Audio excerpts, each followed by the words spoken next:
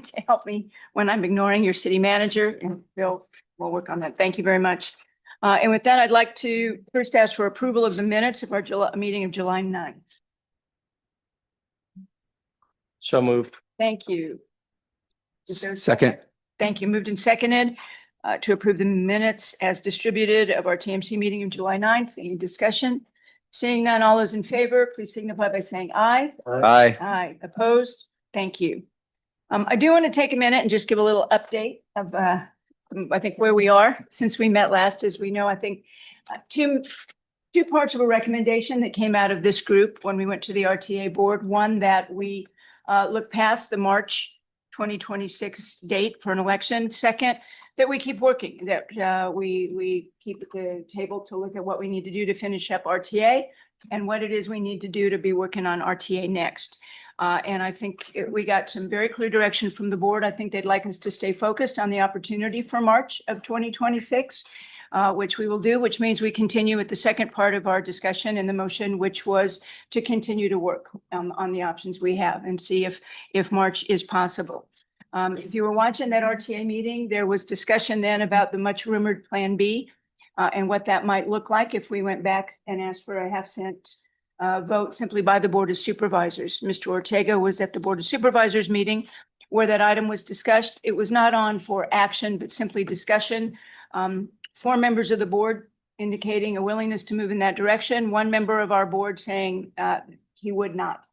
And so we need a unanimous vote of that board. So I think, again, it's a good time for us to really look at what it is we need to be doing to get these projects finished and to get into, make sure that we're looking at the plan that we've given to the RTA board. Are we comfortable with that? How does that need to be tweaked?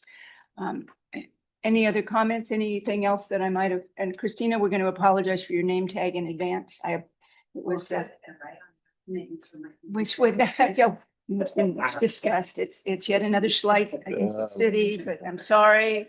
It's not you. It's totally my fault. I admit it. This is like working for the city. Any other comments, feedback? You got it. Anything regarding the board meetings? Either, okay. And without objection, I'd like to flip the order of the meeting and go next to item 4, which is the current plan. And then we can come back and look at the last item this morning, I think, is RTA next. If there's any concerns about that? Thank you. So with that, we had to figure out how we're going to get it done. So I will turn it over to Mr. Ortega. Thank you, Chair. I wasn't thinking of your name. What's your name there? Thank you, Jan. I appreciate it. So wanted to give you a couple of updates on things that we talked about last time, just so that you're aware. We don't really have any materials right this second. We're going to be putting some stuff up on the screen and we'll go over it. But we had given you a handout last time. It was item 4, which was the RTA current delivery. And it basically took that 143 million and it had the $10 million shortfall at the end. We've actually added back the 8.9 million from the remnant parcels. So that number goes down. I just wanted to let you know. I didn't think it was of value to hand it out again, but so when we go to the board, we're going to make sure that they're clear. They had asked about that, and that's actually a pretty simple way to approach that. So that 8.9 million that we talked about for the remnant parcels will be added to that, and that it shows it pretty much at a balance. So that's number 1. Number 2. Sam, your team has been working with the RTA staff team, talking about transit particularly. So just want to give everybody an update. So what we did when we looked at the transit distribution, assuming that the RTA1 program ends without an additional funding source, is we just allocated it based on IGAs. So based on what we knew we were distributing to the entities. The city of Tucson took that a step further and really dissected their IGAs to see where those services are provided. Even though they're funneled through the city, there's other routes that go outside of the city. And so they're actually dissecting that, helping us with that. So we'll see a redistribution of some of those dollars and we'll get those to you as soon as we have those. So I think it's a reasonable way to approach it, but it will change it and allocate dollars a little differently. The bottom line's the same. It's about a $32 million shortfall. but I wanted to make sure that you all knew that that's what we're up to on our end. The third thing is I did ask Rick to send a note out to 3 of our partners. We ADOT, City of Tucson, and Pima County, just reiterating on the completion of the RTA 1, the projects that are in the hopper. Want to make sure that everyone knows there's a deadline of June 30th of 2006 to start construction, or to at least comply as best we can with the language that was included in the ballot measure. So I want to make sure that the intent of that is clear, which is to really help you accomplish those goals. Now, some are clear we're not going to make. I think the North First Avenue, I think, is one that we haven't done much, and we're not going to be ready for construction because that was one of the 4 that was moved into RTA Next. Understand, I just want to make sure that those that are still on the books that are part of the I use the term deferred projects, are still on track to be completed, or at least be started within the ballot language. So that's the spirit and intent. I want to make sure that you all knew that we were working on that. With regard to conversations we're having internally, the dollar amounts have not really changed from what we discussed last time. I think all the numbers are still holding for completion. You've heard Jan talk about the conversation with the Board of Supervisors. So the way that, and I'd like to maybe transition into the next item, Madam Chair, if you're okay with that. The way that I've been thinking about it is we have RTA 1, which is the completion of those projects that were outlined, and the program that was outlined in the 2006 ballot measure. And the conversation that we're having is not only completion of that, but then also what does an RTA Next look like? And RTA Next isn't necessarily tied to funding directly. It's really what do we do as a region for transportation, or addressing our transportation needs going forward.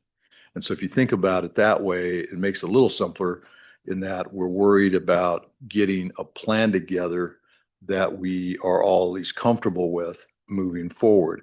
Then the conversation gets a little more complex if we decide we're going to go to the ballot, we're going to go on a March election, or some other funding source. As Jan mentioned, I think that the conversation about a half-cent sales tax from the county will be a tough one based on the conversation that happened yesterday at the board. Now, we did receive comments from, I believe, everyone, pretty much everyone on the RTA board with tweaks, or you, which represent the RTA board members. We have tried to compile those as best we could or can. There's a couple of thoughts that I have before we get into a discussion on that.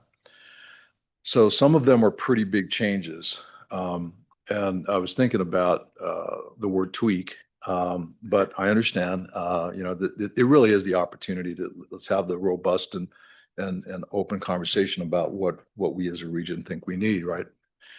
Rather than get into the big topics of I think one of them was the 10% that Shane and representing Oro Valley and Marana mentioned, which could be pretty substantial, and the percentages that Sam and his team mentioned. What I'd like to suggest is let's try to tick these off, and in other words, those that we have agreement on, or at least there seems to be interest in, that might be either budget neutral or budget plus first. Then if at the end, we'll see where we land. And then we can have a conversation about some of those kind of bigger issues. Now, we can do the reverse, but an hour from now, we'll still be talking through that. And we will not have gotten to any of those other pieces, is my gut. But I'm happy to facilitate whatever conversation you all want to have. But that was just at least a starting point for today. That was my thought. Does that work? Fine, go. Thank you. Okay, so who's got the? Yep. Okay, we have some information for you. As Dan's really looking or going to distribute those, one of the things that I want you to know, or wanted you to be aware of. So we have what I'll consider 3 categories of comments. The first is the RTA board or the reps comments. And we'll be addressing those and we'll talk through those. My goal there is that we address every one of those comments. It doesn't mean that we say, yes, we're going to do that or we agree, but that we address it and that when we respond to the board on the 31st, there's some comment next to them. I think that's important. The second is we did receive a TMC member from Mr. Look, Dr. Look, that gave us some thoughts and comments that he would like to suggest. We will incorporate those or address those as appropriate. I think some of those are already included in some of the member agency comments. And then the third will be what I'll call the staff comments. And the staff comments will really focus around the public comments that we received during the surveys. And that way we've got a separation of what those look like as we're going down the path. May I interrupt you a moment? I'm sorry. Mr. Tamur, I apologize. I see your hand is up. No problem. Thanks, Madam Chair. I see that we're now going to get this on screen, but are you going to email this to me and Bill? Yeah, you're going to be able to email those. Probably email it to the whole group. Yeah, you want Yep. to email it out? Yeah, we'll get it. Hopefully you can see it, but we'll get it coming to you virtually or electronically as well. Thank you. Madam Chair. Yes. Just as a standing point of order, I don't expect to be there in person almost ever. So you can count on me being virtual. So please count on just emailing me stuff. Thank you. Yes, sir. Mr. Dillon. Madam Chair and Mike, I just wanted to just put on the table, I think an untied end from our last conversation as a TMC, which I think is material in terms of the courses that we take, the paths that we take. Even in our dialogue this morning, seems like the assumption is the only way to close the current RTA is to deliver all the projects. And I fundamentally think that a lot rides on how legal bears down on what is our obligation as a region as it relates to the voters authorizing certain taxes imposed on themselves to deliver projects. And that resource is not sufficient to carry the day and deliver all the projects. You know, we're jumping into a discussion about RTA Next right now, but I really believe that there's a lot that rides on the answer to that legal question, because if that legal question is answered such that our obligation to deliver is entirely dependent on the resource that is authorized to us, then that materially changes how I approach RTA Next. And so I just want to acknowledge that I have a bit of a mental block in terms of jumping on board with this right now, because I don't know exactly how we're going to end RTA, the current RTA.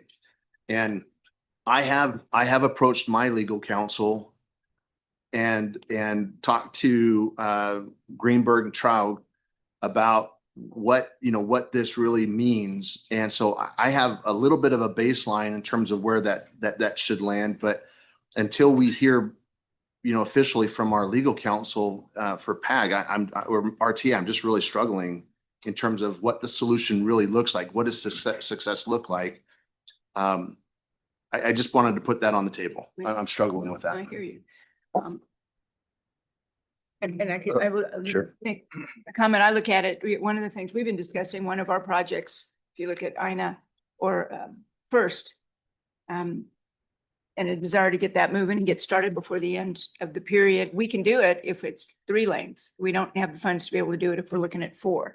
So you're right that everything that we're looking at, how we move forward, simply relies on some of those.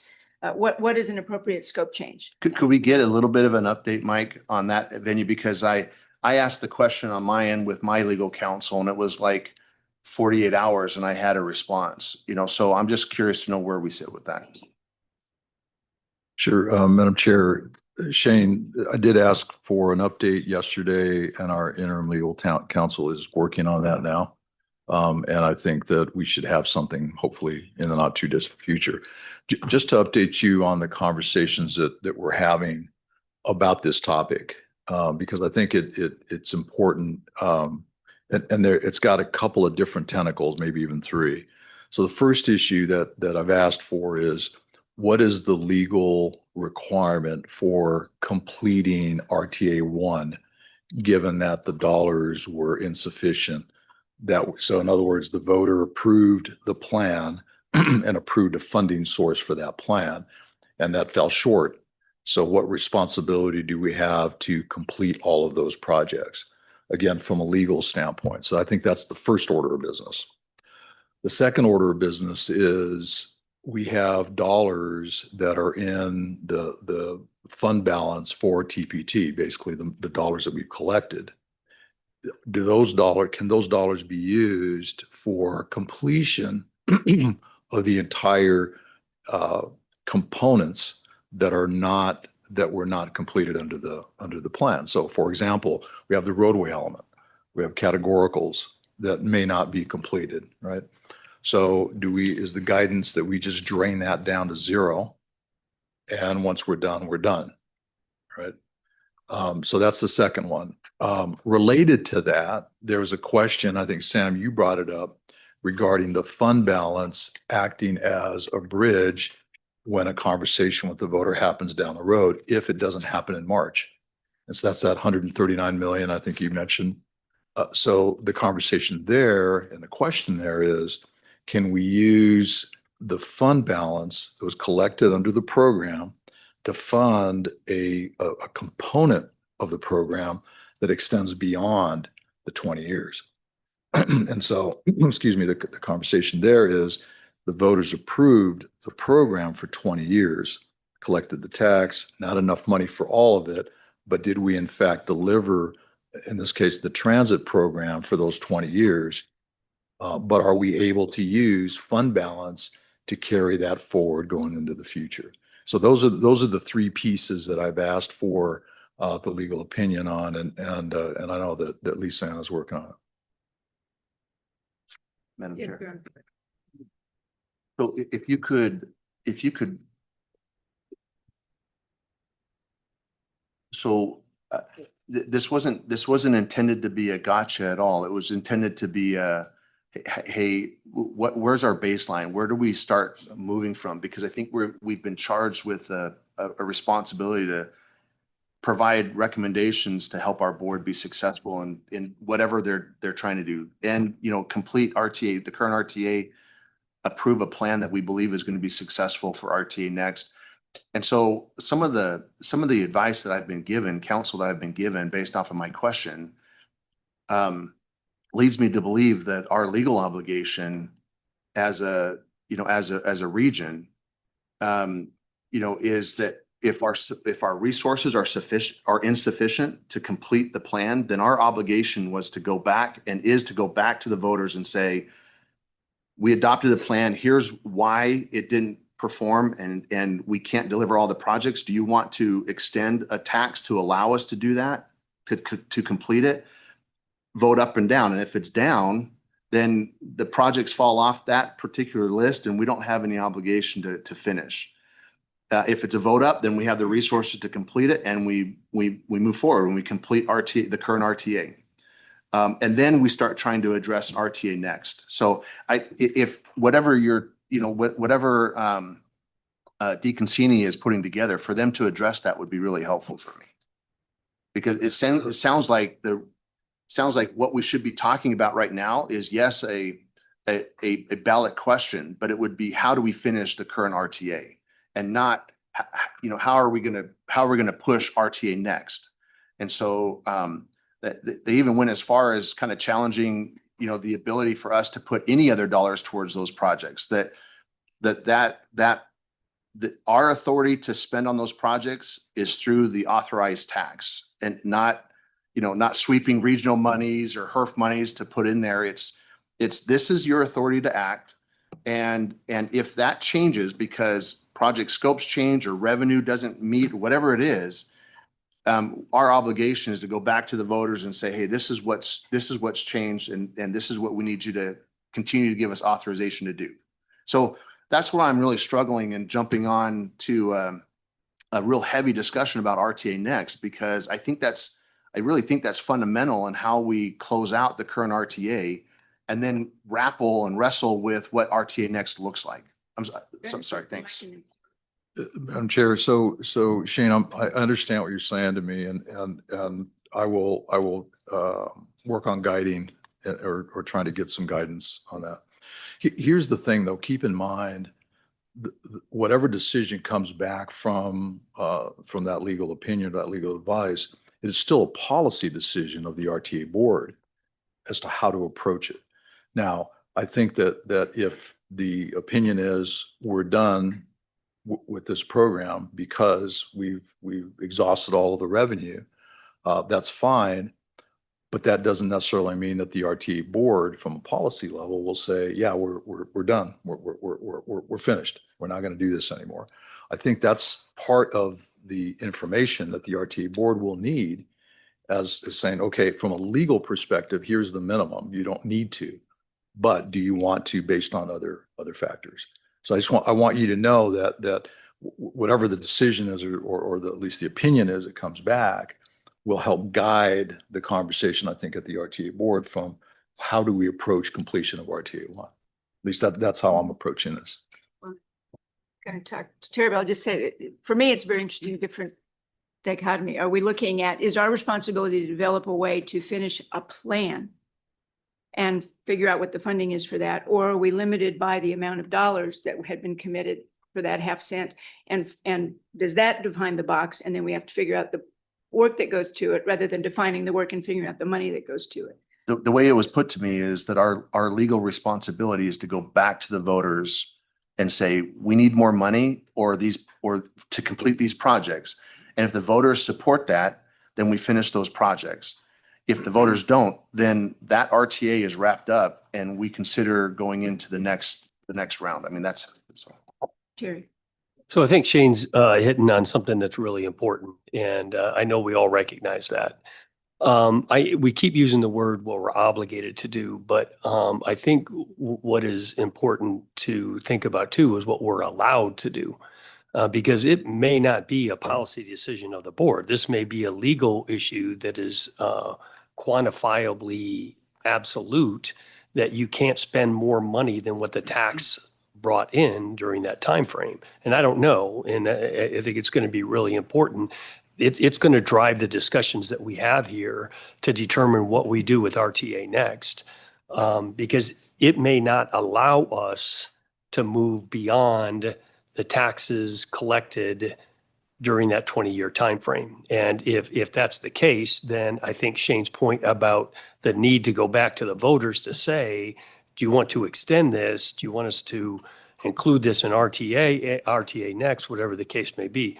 It is difficult for me. I've been struggling with it too, to try and get my head around RTA Next without a path forward on the RTA. Nonetheless, that's the direction we've been given by the board. So I think we don't have a lot of choice but to try and figure out a path forward on RTA Next. So the sooner, I guess, we can get those answers about legally what we're obligated to do, and probably more importantly, what we're allowed to do. Tim? Thank you. So good conversation, and couple perspectives to add to that. One is I've been uncomfortable all along with the 4 projects that got deferred, quote, deferred to RTA Next, because I think that was some gray area there on legal authority. But having said that, if we end up in a situation where legally required or legally allowed, we constrain the program delivery to be dollars in hand, then I think we need to really look hard at ceasing all work on non-City of Tucson projects, because we need to use all the dollars available to get some minimal amount of delivery of what was committed to the city, because completed work is completed work. Uncompleted work skews very heavily toward the city. And so if there's dollars available being spent outside the city right now, and we're going to end up under delivering the program, and I'm not arguing one way or the other, whether we should or shouldn't do that. I'm arguing that the city can't have been allocated a reasonable share of RTA one, but end up with an unreasonably low share of RTA one delivered. So I would be advocating to sweep all unspent funds to assure that an equitable delivery of the projects or programs or investments is what results. Because it should not be that because so many of the projects at the end are the city and we run out of money, the city gets an under equitable share of the results of RTA one. And I think any projects in flight right now, I would just call a timeout. Thank you. Tim, what's underway right now? I mean, what would be the impact of that in real terms? Madam Chair, I'll ask Rick to weigh in on that. So projects under construction right now that are outside of the city are the Sunset Road extension and connection from I-10 over to River Road. Tangerine Road, what we refer to as Phase 2A, which is working from Interstate 10 to the east for approximately 2 miles.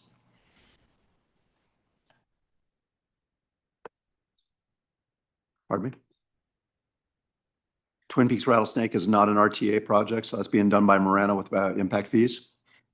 The Valencia project, I think, Grant Road are in the city. Trying to think if I'm missing one. Just the one. I think that's it, Mike. It's off the top of my head, but those are in construction with then Tangerine 2B at the 60% milestone in design. And no activity started on the 4 deferred, which includes Silver Bell and then First Avenue North. Tim, I hear you. I don't think we need to take specific action until we hear from our lawyers and know exactly what the future might look like. I'm just trying to get a sense of what, if we were to operationalize that plan, what does that look like? What stops and in what point would it stop to make a pivot? So thank you. And thank you, Agreed. Rick. And, So, Madam Chair, so clearly, a lot depends on our legal counsel and the opinion there. I get that.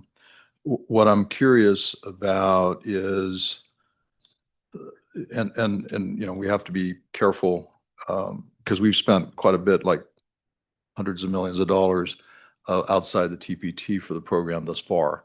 So we'll have to have a conversation around that. And I'm happy to look at it. I don't have an issue with that. And I think you're right, Terry. It is, we'll say the minimum, but it also can be a constraint too in terms of what we can do going forward.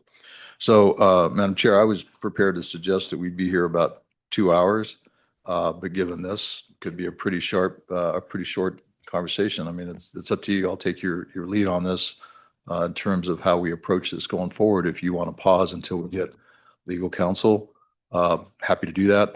We will, as a staff, if you decide to do that, what we will do is we will continue to dissect the comments that we've received, and we'll come up with some general recommendations on some of that.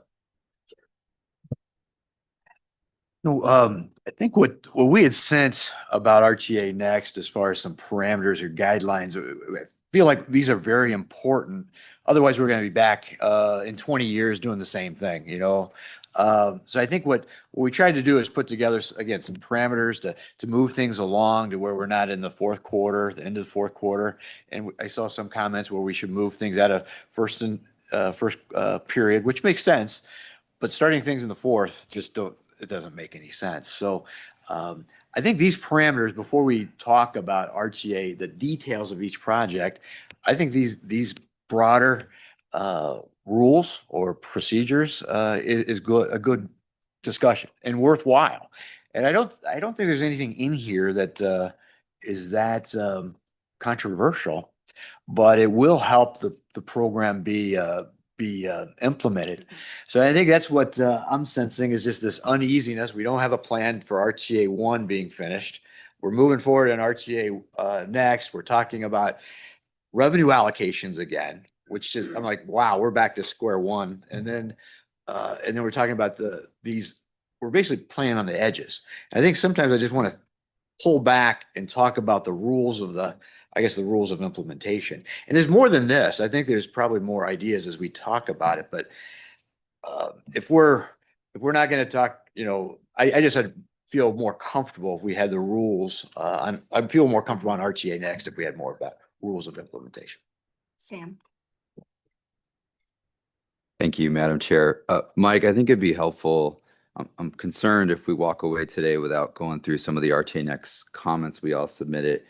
What does the timeline look like in terms of you providing some material to the RTA board? Because at the end of the day, the direction was We've got move forward with a March election. And if I can, Sam, I think we can't lose the opportunity of people being here and begin that conversation. We've been given direction by the board to continue to move forward and come back with a plan they can hopefully take to the ballot. So I hear you, it's a foundational piece, Shane, that's could significantly change which direction we go. But I think we have to begin some of this conversation today. And particularly, I know we have people who watch and participate online. They don't necessarily have everything that we've been seeing. And I think some feedback of what we got from the various jurisdictions, what are the parameters? Because we have seen ranging from, here's some policy direction from some of the jurisdictions. I think we came in with some sort of specific tweaks around projects. Some of our members provided significant suggestions, not only about policy determinations, but the specific projects. So without objection, I'd like to at least take a little bit of time and look at what we've been looking at for RTA.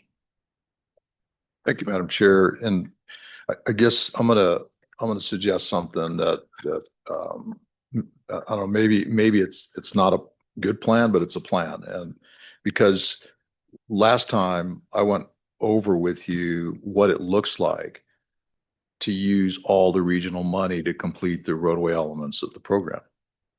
So that is a plan, not a great plan. I know you all don't like it, and that's fine, but that's a plan. And I think that's at least the starting point. So when we're talking through this, it is one approach, not ideal, not perfect, but it is one approach that we have out there. So I throw that out to you. The other piece to this, though, I think is at least the direction that I've been given from the board is we need strategies for completion of RTA 1.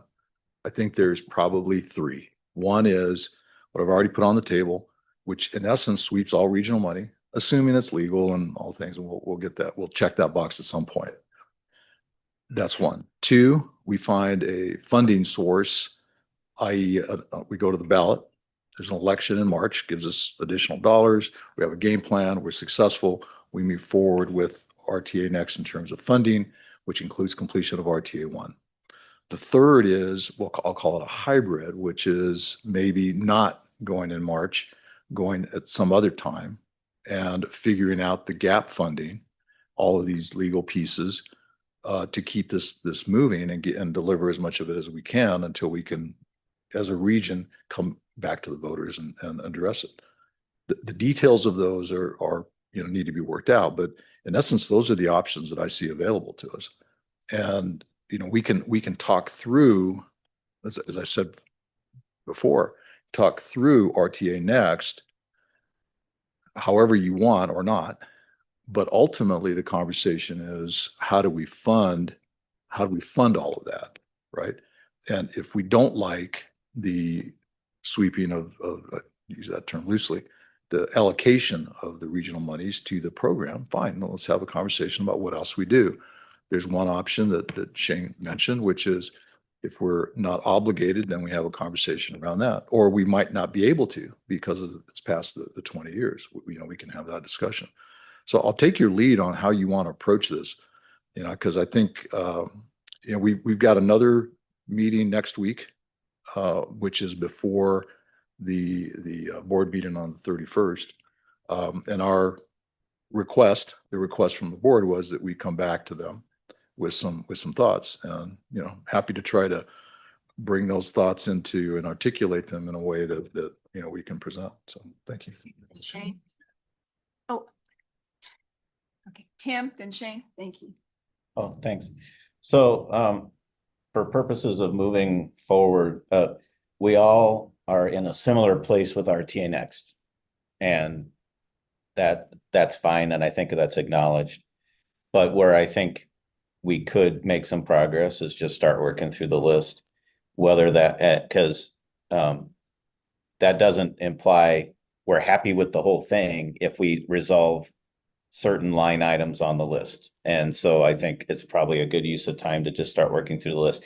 I'm happy to support going through the list in the order you were going to go through it, or go through the principles up front. I mean, I think that's a valid conversation to start with. I have no problem with doing that, but I think there's probably some value in just start checking some boxes on that list of ideas. All right, thank you. Thank you, because I think the request was looking at tweaks, right? And so I want to see how close we got to tweaks, or everybody's definition of tweak, perhaps. Shane? Mike, even the list of possible plans, I see some of those being heavily influenced by how the legal lands on this, right? I would add that if we're just putting it out there, one additional plan would be to put RTA Next to the side and still look at a 2026 election, maybe even March for that matter, but it's completion of the RTA, the current RTA. That's the question that's being put to because that continues to extend RTA, but it gives us a way to be successful as a region in completing projects. And if we're successful in that, then we have a far better chance of being successful with an RTA Next option. I mean, I'm trying to look at what success looks like, right? And there's a lot of work that needs to be done on the RTA Next. We've got all this policy discussion that has to happen. I've said it before. My mayor reminded me last night. He'll have a hard time advocating and jumping on board with RTA Next if we don't have these sound policies in place. So to have that done by August 26th, when the board has to, and we have to start selling, a plan I'm trying to look at what success looks like and giving ourselves a little bit of grace in vetting and truly preparing with lessons learned from the past on RTA Next, giving us time as a region to do that, talking about these policies. Let's finish the current RTA. And maybe that legal opinion is what we need to help move it in that direction to say, yeah, we need to take something back to the voters, and here's what it is. And it's a continuation of RTA to finish those projects. Anyway, I just put that on there. So thanks. Give it to Mike to get some clarity on this, because I will tell you that I felt that we had some pretty clear direction as TMC, and we had a couple of recommendations. And Sorry, Chair. Let's go. I'm sorry. And the board said, okay, but no, go back and here's what we told you to do, which is get us a plan. So what do you believe is your direction? So one of the questions that keeps coming up, not necessarily from you all, but in the board asked it, I was asked yesterday on the radio, what is going to be different about RTA Next that will help us assure success, right? And quite frankly, you're really hitting on something. And I think, Jeff, you're spot on with, we'll call it the framework, the policy conversations that will help guide to give more assurance or confidence in the delivery of RTA Next. So I think you're spot on in terms of having that conversation. The nervousness I have is, I mean, we can certainly, you all can certainly, and by the way, the board loves you all, even though they didn't go with your recommendation. I just want to reinforce that. I want to reinforce that because they just absolutely love you all. It was like the managers who, but here's the thought, right? Because, Shane might be onto something here. If the conversation really is, let's band around a March election, which is to complete RTA 1. Okay, that's a conversation. And then what does that look like? Because in essence, that's that.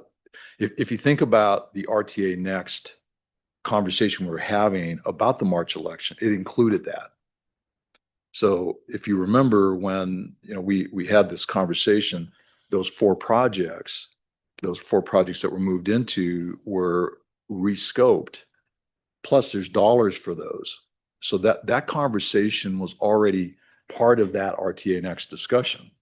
And so if we just kind of separate those out and have a conversation about just completion of RTA one, I think that could be a conversation. That is a shift in policy direction for the board. And, we'd have to have a discussion with them, and the next time they get together is the 31st.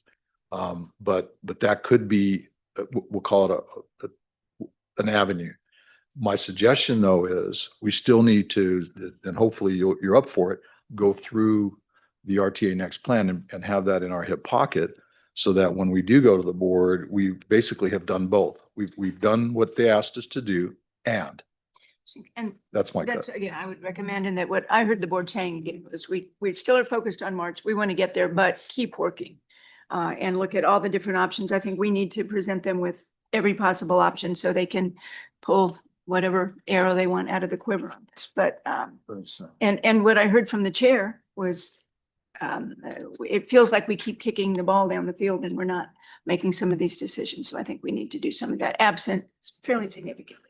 And again, the clock's running out, so Yeah. Mike can kick it all we want, but the clock's running out, and we've got 7 weeks from yesterday, or from Tuesday, yesterday is when the final ballot language and plan is required to be at the Board of Supervisors for their consideration on September 2nd. So that's 7 weeks is what we have to, and that includes board recommendation, board approval.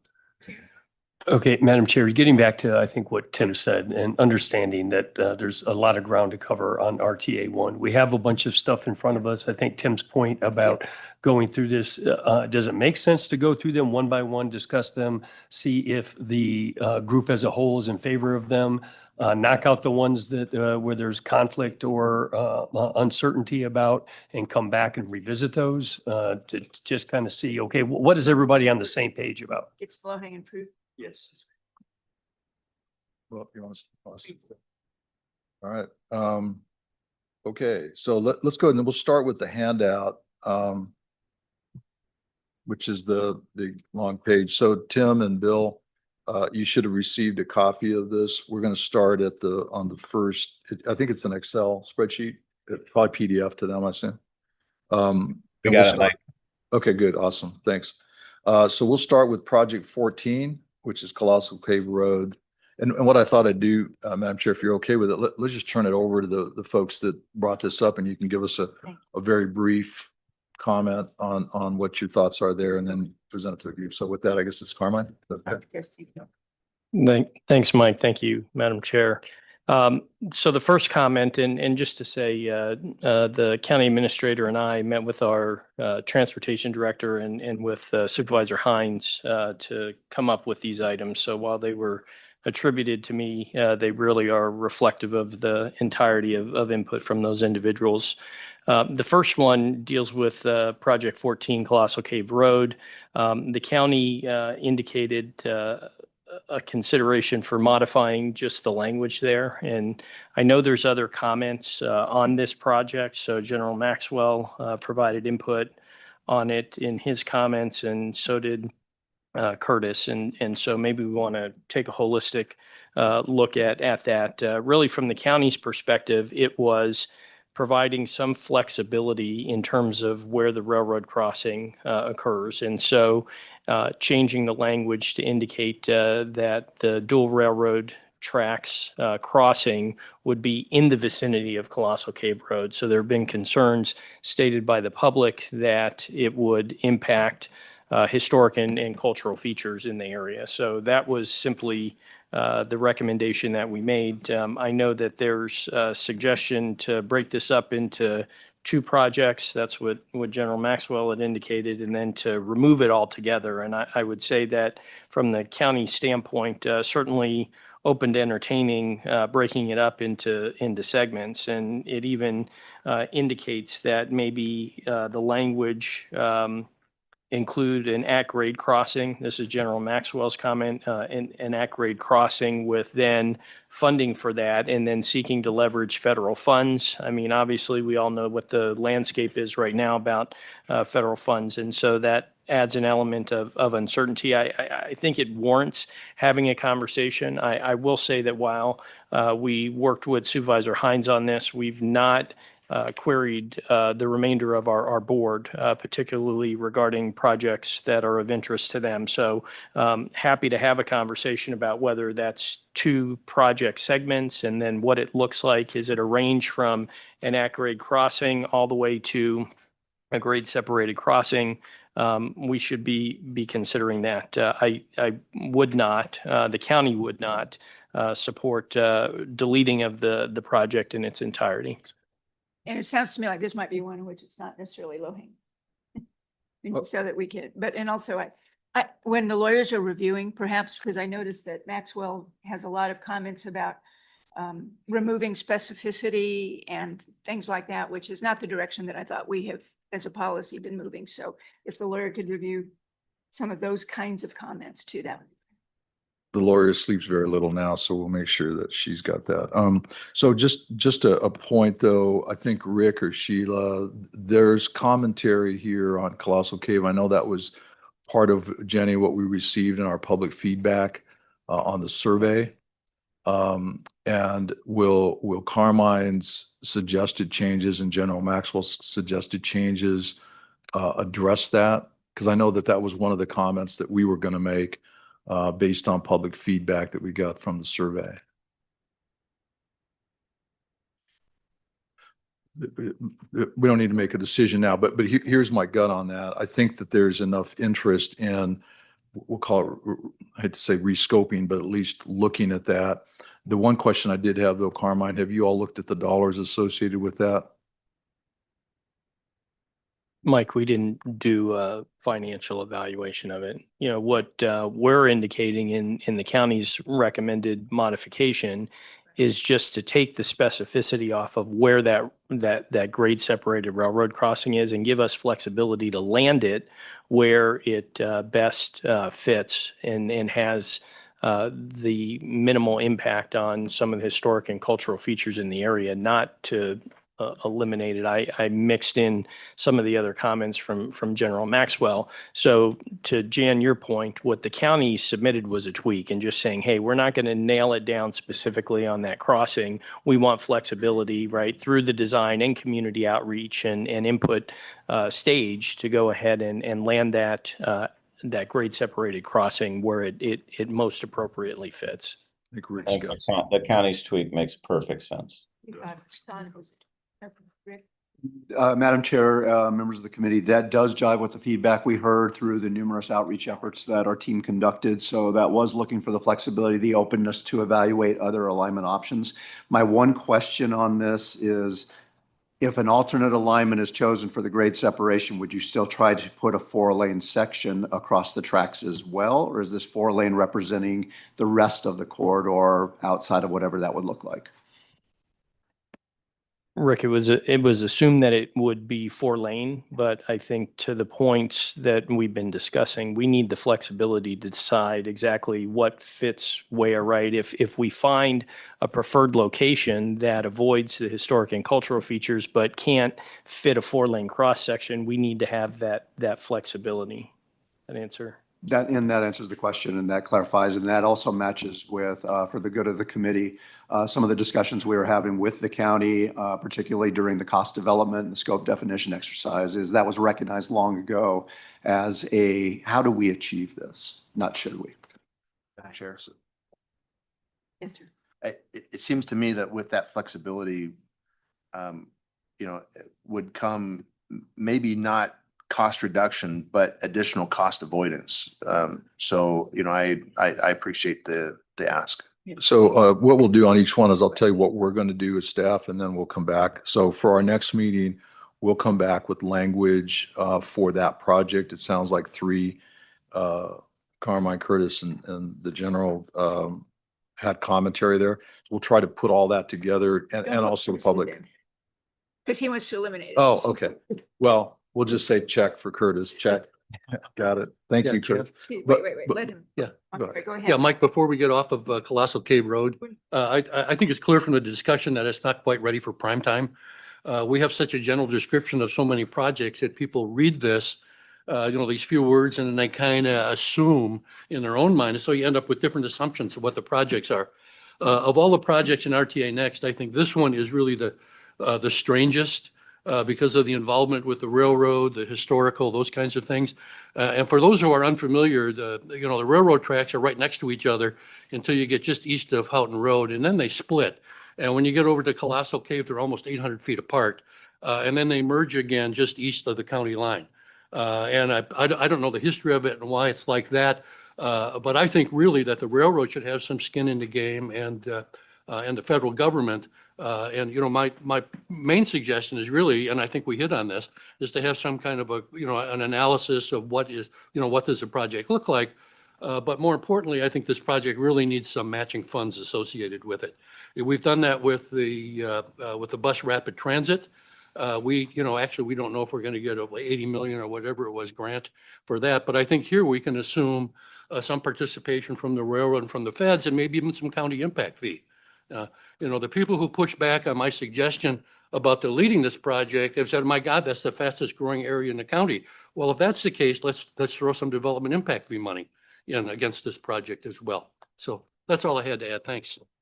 So what we will do, Madam Chair, is we'll come back with some language that we believe addresses some of those items, and we'll go from there. So moving on to, good, you want? No. Yeah, moving on to the next one. Are we okay on moving on? No, Yes. okay. All right, so let's move on to the next one. So this is an interesting piece here, Carmine, if you want to, because I know this came up with Phasing has been something. Shane's letter represented the group, and then also I think General Maxwell did as well. So Carmine, you want to talk a little bit about that? Sure, Mike. And I think it's as simple as it's stated there. We need to take a closer look at where projects land in phasing and doing it in tandem with the input from the others, the jurisdictions and General Maxwell makes complete sense. But do we feel comfortable that we have the projects dispersed in a way that enables us to be successful in delivery? So I'm going to make a quick comment there, just thinking through, assuming that RTA Next, the general plan stays the same as to what we have been talking about. If you think through that for a minute, the 4 projects that are included from RTA 1 in RTA Next, that'll soak up between 3 and 5 years of that plan. Basically, we'll be putting a bunch of energy and effort into those 4 projects. And if the recommendation from Shane and the team there is to eliminate fourth quarter, fourth period projects or move them into third, we're going to cram basically everything into 10 years. If you kind of think it through that way.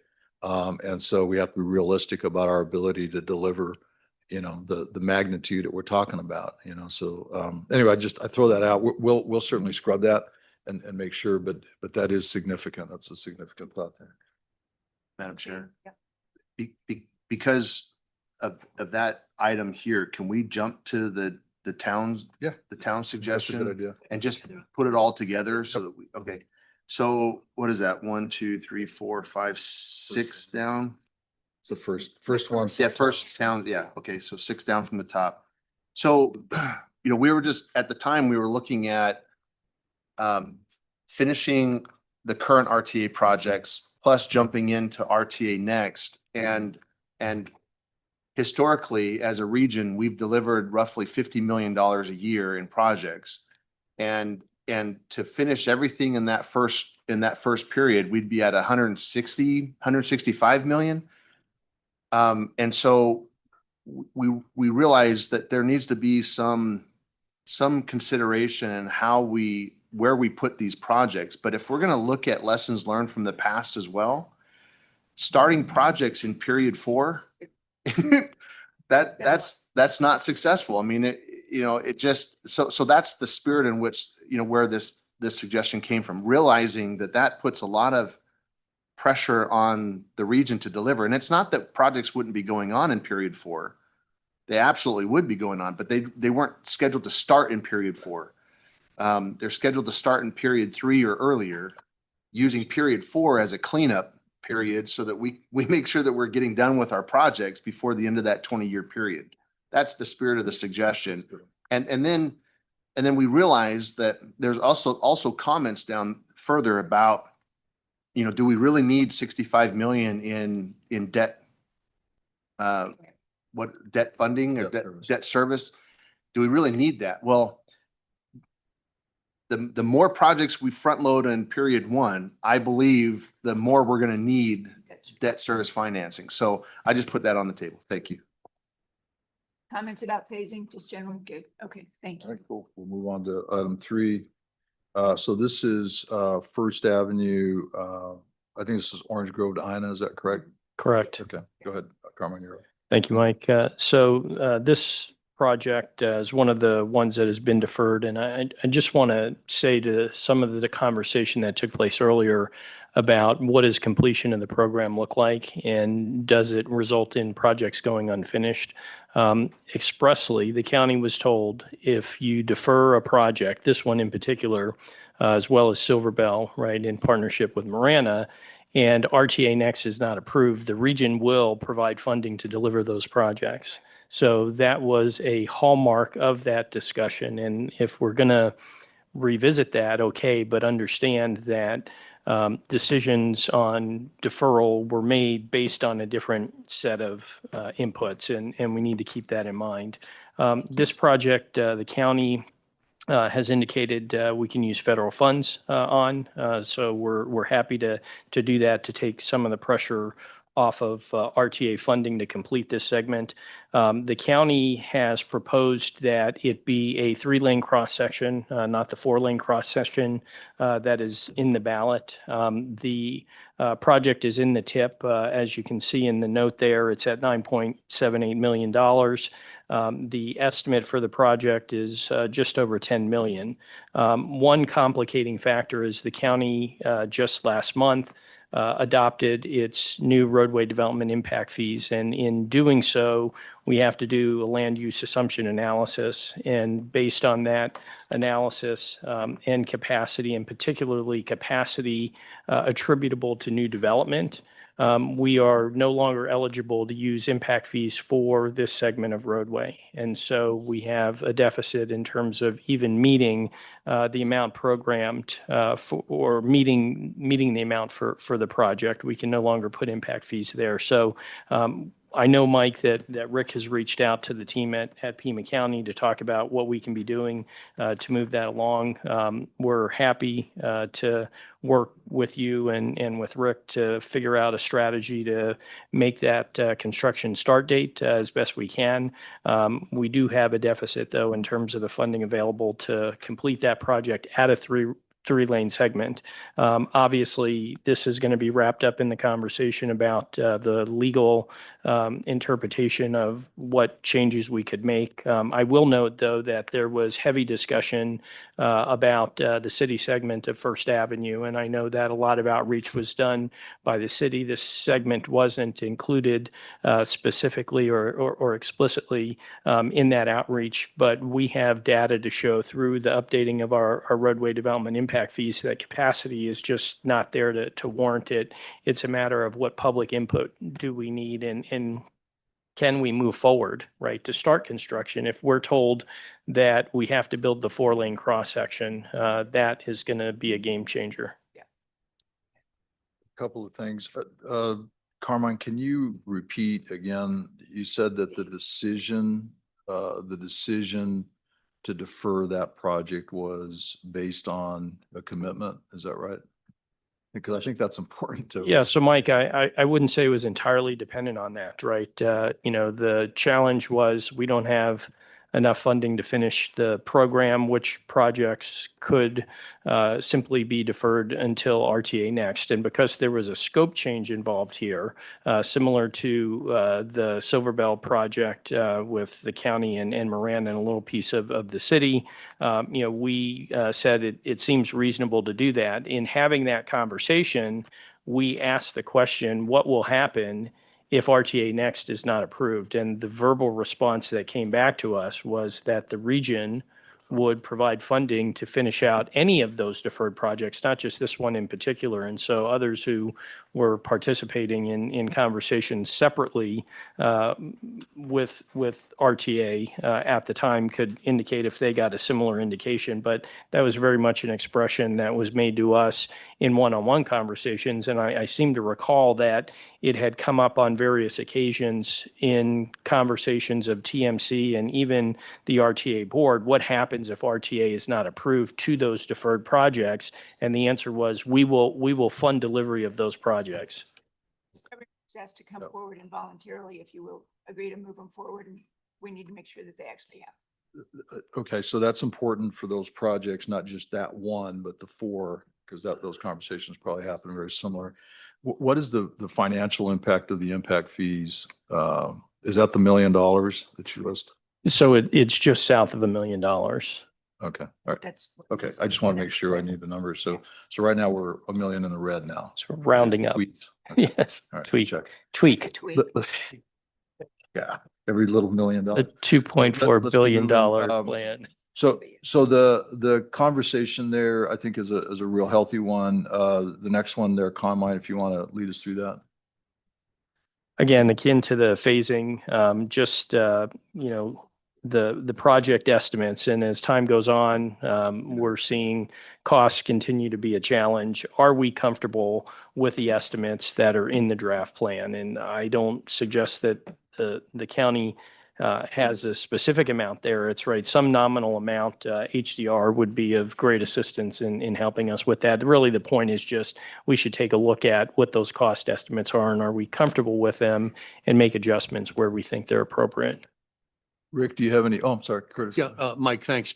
Just a comment related to what Carmine is saying. If we're going to go through that exercise, we might as well make it into 2026 dollars. And the same thing with the revenue forecast is update those to 2026. Because if we go out in March hypothetically, or even in November, it's going to look like we have a stale plan in front of the public, both with cost estimates and revenue forecasts. And, it's not a tedious effort. I don't think what Carmine is suggesting on the cost estimates is tedious. And the same thing is true in the revenue forecast. That should be 10 minutes of Eller's time to do that. So thanks. Thank you. So Rick, do you have an update on the costs or a comment on Carmine's suggestion regard to maybe we'll call it aging those? Madam Chair, members of the committee, when we set this up originally, we allowed a provision for that so we could research that and come up with an inflating factor, I guess, that we could apply across the board in simplistic purposes. That would, I think, get to the intent of what you're talking about. Can we do that by It would next be meeting? across the board would be the simplest way to do it rather than project by project. That's fine. Can you do that by next meeting? I think so. I'll talk to the team and see if we can do it. All right, thanks. Appreciate that. Any other comments on that? Okay. Only comment I have, Mike, is that I fully support that. I think Carmine's comments, Kurt's comments, I think it just makes absolute sense. What we're seeing with projects is last 2 years, if these numbers are 2 years old, that means, a pretty significant increase in cost. So. Thank you, Terry. Okay, no other comments on that. Let's move on to the next one. Carmine, this is on the debt service. Sure, Mike, and ties back to the phasing of projects. And Shane made a point, right, in saying, hey, the more we try to fit in phase one, the more necessary debt service funding is. And the idea being, right, can we redistribute projects? How can we rely on maybe cash balance, right, fund balance to help us? I mean, really taking a new look at it. I remember when this conversation was taking place in front of the TMC, we received an analysis by RTA staff and said, this is the anticipated bonding for projects based on the phasing and what was the minimum amount necessary. And I think since we're having this conversation, that seems to be a simple place to go back and look again, right? Pull out that analysis that was done, relook at it, and not so much ask the question of, how much debt service funding do we need in the plan, but really alter the plan to reduce the reliance on debt service funding, right? Can we, through the phasing and sequencing of projects and the reliance on other funding sources, eliminate that. And, you know, our indication was if we can bring that number down, could we then reapply those funds to something else? And we said, you know, any of the other elements, for example, including wildlife crossings, I know that the towns indicated that that should, you know, if savings are realized elsewhere in this exercise, that should go towards more debt financing or contingency reserves. But I think having that conversation again about, you know, debt service funding makes really good sense. One way or the other. Yeah, I think you're right. If we're going to push projects up, we're going to. So what, there was a, I'm gonna call it conflict here in terms of, Need more or. more or less. So here's my gut on that. Let us take a look at what we'll call the delivery schedule. And I'm gonna separate these out a little bit because I think it's important. Our ability to physically deliver, and then how do we fund it going forward, and what those dollars look like, and see if we can come up with something that will at least reinforce the need for it, potentially even increasing it or potentially decreasing it. I will tell you, I remain concerned about our ability to deliver just from a regional standpoint in terms of capacity.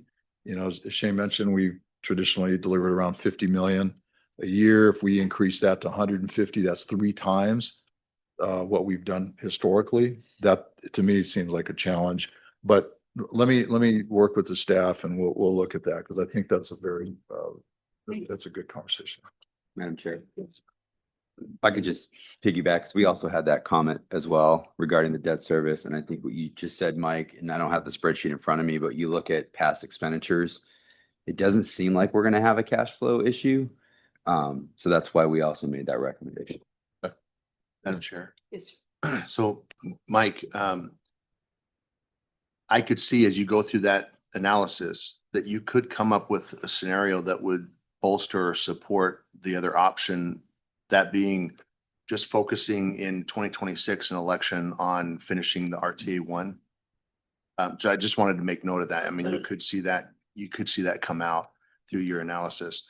You know, there's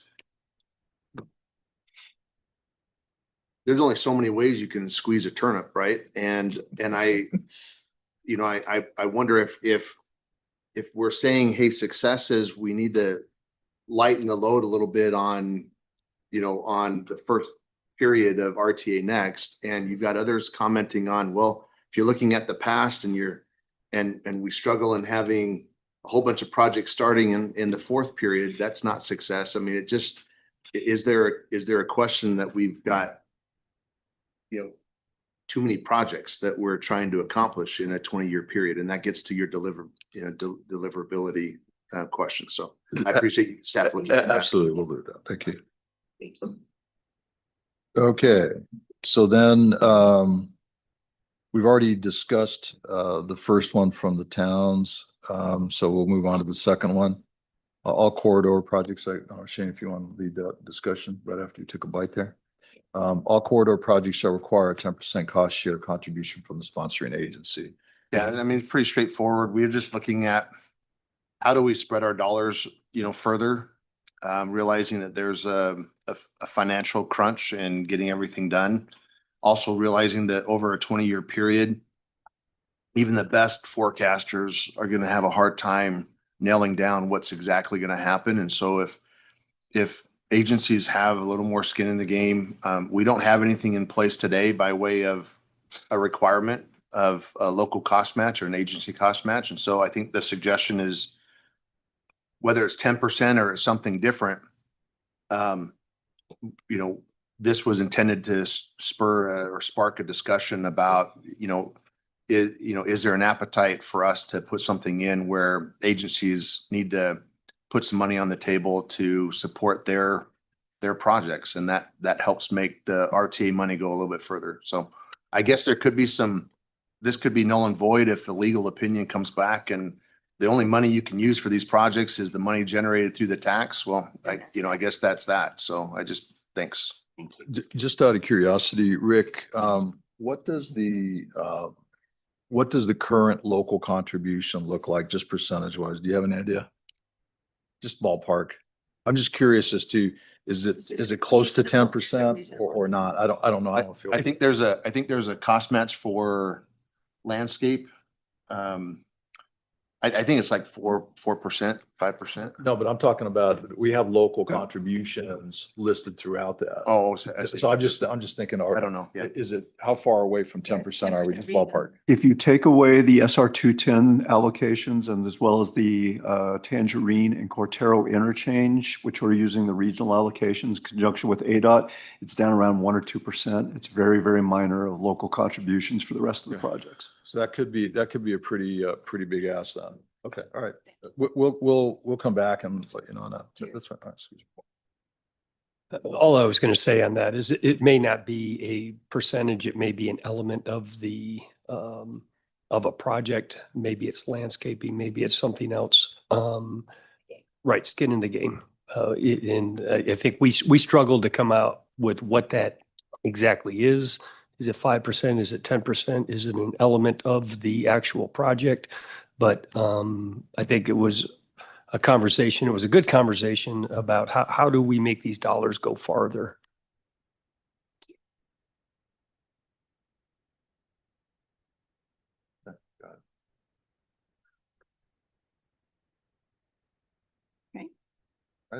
Then the next are the design standards. Shane or Terry or Jeff, you guys want to cover that?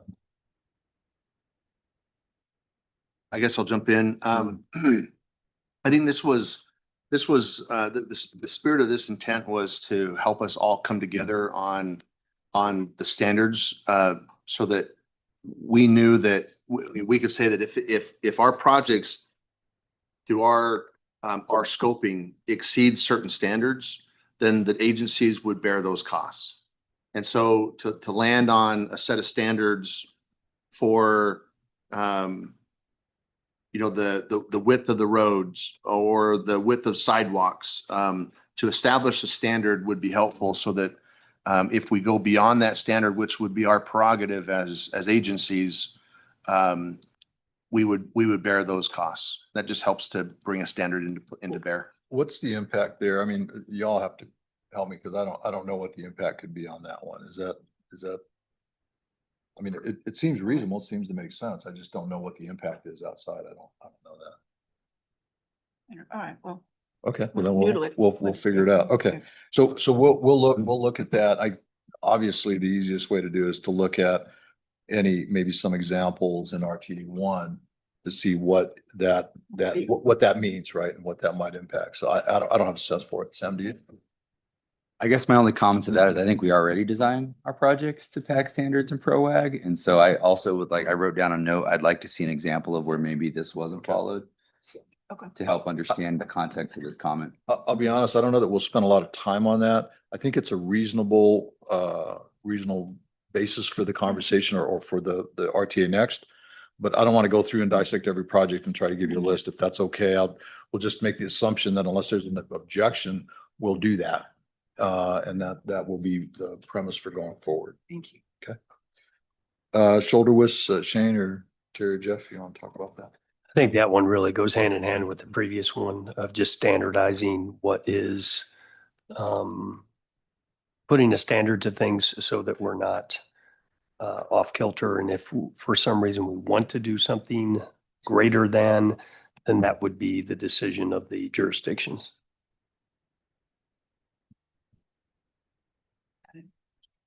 Yes. Just on that, I didn't understand the comment about the bike lane because bike lanes are standard on our roadways. So I don't know why a bike lane would be excluded from a project. I don't think a bike lane was, and actually I made that, I sent a comment to Shane about that I think we should exclude that from these comments because I think it is a separate thing. I think it's the shoulder width.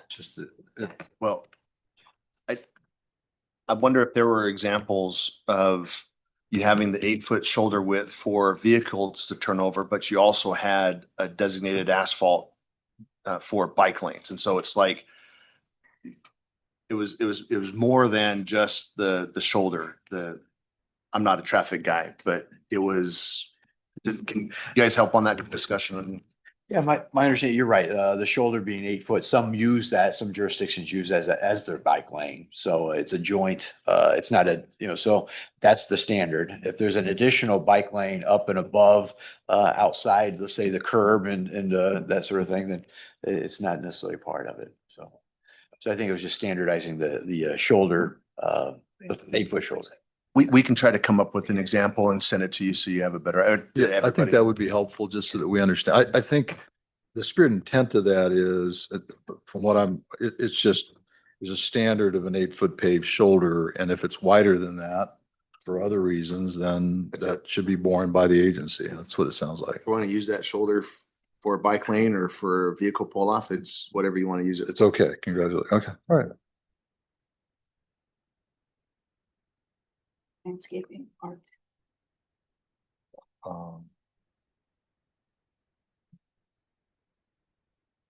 So landscaping and art, Shane, or? Yeah, I just,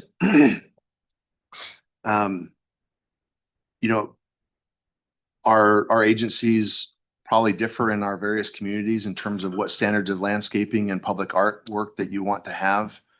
And so again, just as an effort to spread the dollars further, the suggestion is that the landscaping component of our corridor projects and any public art that you want to have in there is an agency cost as opposed to a regional cost.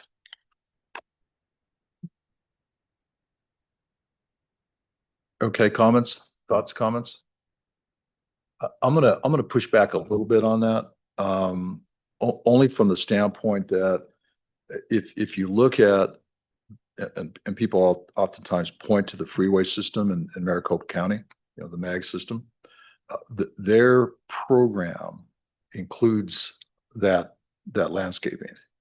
And that's part of the, I'll use the term brand of those systems that are in that area.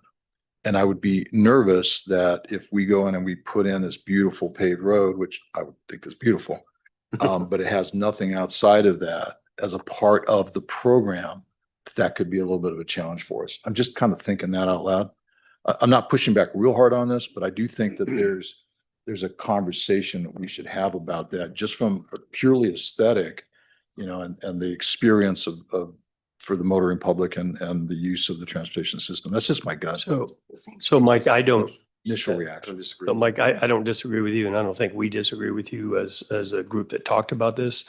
I think, in looking at ways to try and reduce the cost to the RTA, it kind of goes hand in hand with the other elements of, is it a 10%? Is it still having landscaping, still having design, still having artwork, but is that borne by the local jurisdictions to try and help with the funding of actual roadways? And if you're gonna have art and landscaping a part of the corridor project paid by regional funds, then there probably needs to be a standard that's applied, because each jurisdiction has today their own landscaping standards. And so, if we have a standard that's applied, and if a jurisdiction wants to go beyond that standard, then maybe that's where the jurisdiction picks up the tab for that. So I'm gonna translate that a little differently, maybe, and we'll come up with some language or some thoughts. I'll call it cap it in terms of a percentage that's part of the RTA project, and if there's anything beyond that, that would be borne by the agencies. That would probably be a good way to approach that. That's my gut. Okay, we'll come up with something. Okay, Shane, you're back up. Project distribution. I think we talked a little bit about that. You want to say any more on that one, just Shane? Mike, I would add though, we say cap to a percentage. We've seen the estimates go up, the scope creep go up. And I think what this is just trying not to exacerbate that issue. So maybe it is if you do put a cap, it's on the initial estimate. Yes. Whatever that 2026 estimate is, it's not the bid in 2030. Okay, good point. I don't think I have anything to add to this one item. The distribution. Obviously, there's a big question on the table as to, with a high degree of confidence, what can we really realistically deliver as a region on a year by year basis? that outcome could drive a whole bunch of what RTA Next looks like, to be honest with you. I mean, if you get through your analysis and you say, pigs are going to fly before we see this region deliver $75 million a year in projects. I think we've got a big chore ahead of us to revisit RTA Next. Jan? Yes. Yeah, just a comment on that. Mike, at yesterday's Board of Supervisors meeting made a very good point, and that was about having the RTA team more directly involved in project delivery. So that may be able to get us beyond the typical under $60 million a year with that facilitation by RTA. And so I don't know, Mike, if you want to say a little bit more about what you were thinking there, that might help with the discussion. Thank you, Madam Chair. Curtis, thank you. So it's similar to what I mentioned at the RTA board meeting, which is, I believe as Mayor Murphy asked, how do we plan to deliver this maybe a little differently than we did RTA Next, a little differently in RTA 1. And my suggestion, at least at kind of high level without having thought through all the detail, there could be a role for an RTA assistance in that. And that's, you kind of saw that earlier when I said, hey, folks, we sent you all a note saying, hey, we've got these delivery dates and we want to make sure we're here to help you. And you know that we're here to support you. Well, it could be beyond that. It could be contract administration, even construction management assistance to make sure that we are getting these projects out the door. And quite frankly, with the authority to escalate roadblocks or challenges that we run into on those projects quickly so that we can get them resolved and get them out the door. That's kind of what I'm thinking. And I may make that recommendation down the road for we'll call it the delivery and continue delivery day going forward. Thank you, Chris. And then the last one on that first page there, Shane and team, the cost savings would be allocated to debt financing or contingency. I think that's just a function of the conversations that we've had up to this point, so it's noted.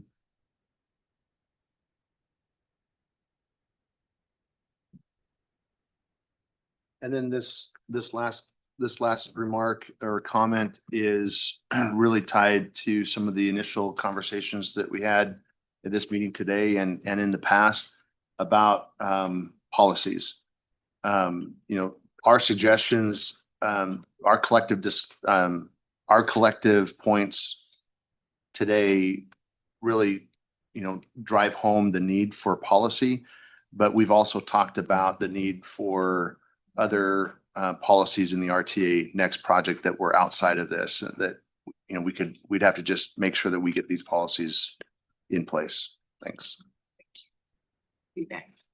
Okay, let's go to the city of Tucson. Sam, you're up. Yeah, thank you, Madam Chair. Mike, before I jump into our comments, there's one note I just wanted to make. I didn't put this in the comments we sent you, Mike, but one thing that's kind of always bothered me with the RTA Next plan graphic is that the deferred projects were listed after all the other projects. And it would be my recommendation, graphically, we move those up in the plan, and those are projects 1, 2, 3, and 4. So the message we're telling the voters is those are the first 4 priorities out of the gate. Just a little minor thing for me. That is a tweak. It is a tweak, minor tweak. How much cost? How much cost? Concludes my comment. No, it does not. I'm not going to spend a lot of time on the first comment, Mike. I think we've talked enough at this table about what the city's contribution or allocation should be in the plan. I think it's important after we go through all these changes, we can kind of see how things land and circle back. I think that's probably a discussion for another day, but it's noted there. Similarly with transit, I know that we've talked a lot at this table about the transit investment in the region, actually, not just the city of Tucson. We look forward to sharing the more refined amounts through the IGAs, probably at the next TMC meeting. And I think we'll see that the region benefits greatly from the transit investment in RTA. And our feeling is that really should be more in the RTA Next plan. We've already talked about the debt service. I won't talk about that one. Macway, we would like to increase the project costs, and I think that'll probably also come through the exercise that we just talked about regarding updating all the cost estimates. Also, just want to put a plug in that we really would like to see that project extend all the way to Colossal Cave, and I know that would be, we'd need agreement from Pima County, but we'd like to see that be a complete project from Houghton all the way to Colossal Cave. Sam, what is the increase in, what's the delta on that? I know it says 60 million, but that's total. So I hope that's total. great question, Mike. That's actually just the increase for the city portion of the project. I don't have the number for the segment from the county line to Colossal. Okay, that was my question. So that's just for yours, right? That's correct. Okay. Do you want to add something? I was just, should we talk about Macway? Because it's like 4 other times in the list. Oh, sure, we could. Yep. 'Cause Also, General Maxwell has it. And yeah, so also on Macway, we would just recommend moving that to the third period. Hold on, let's go back to that. So what it says there is increase the cost to 60 million. For the What's- city of Tucson. I understand. Yep. What's that increase in just the city of Tucson portion? 10 million. It's currently 10? I'm sorry, it's 10 billion. 10 million increase. 10 million increase plus then the county portion. That's correct. Do you have any idea, Carmine or Jan, on what that might cost? I don't.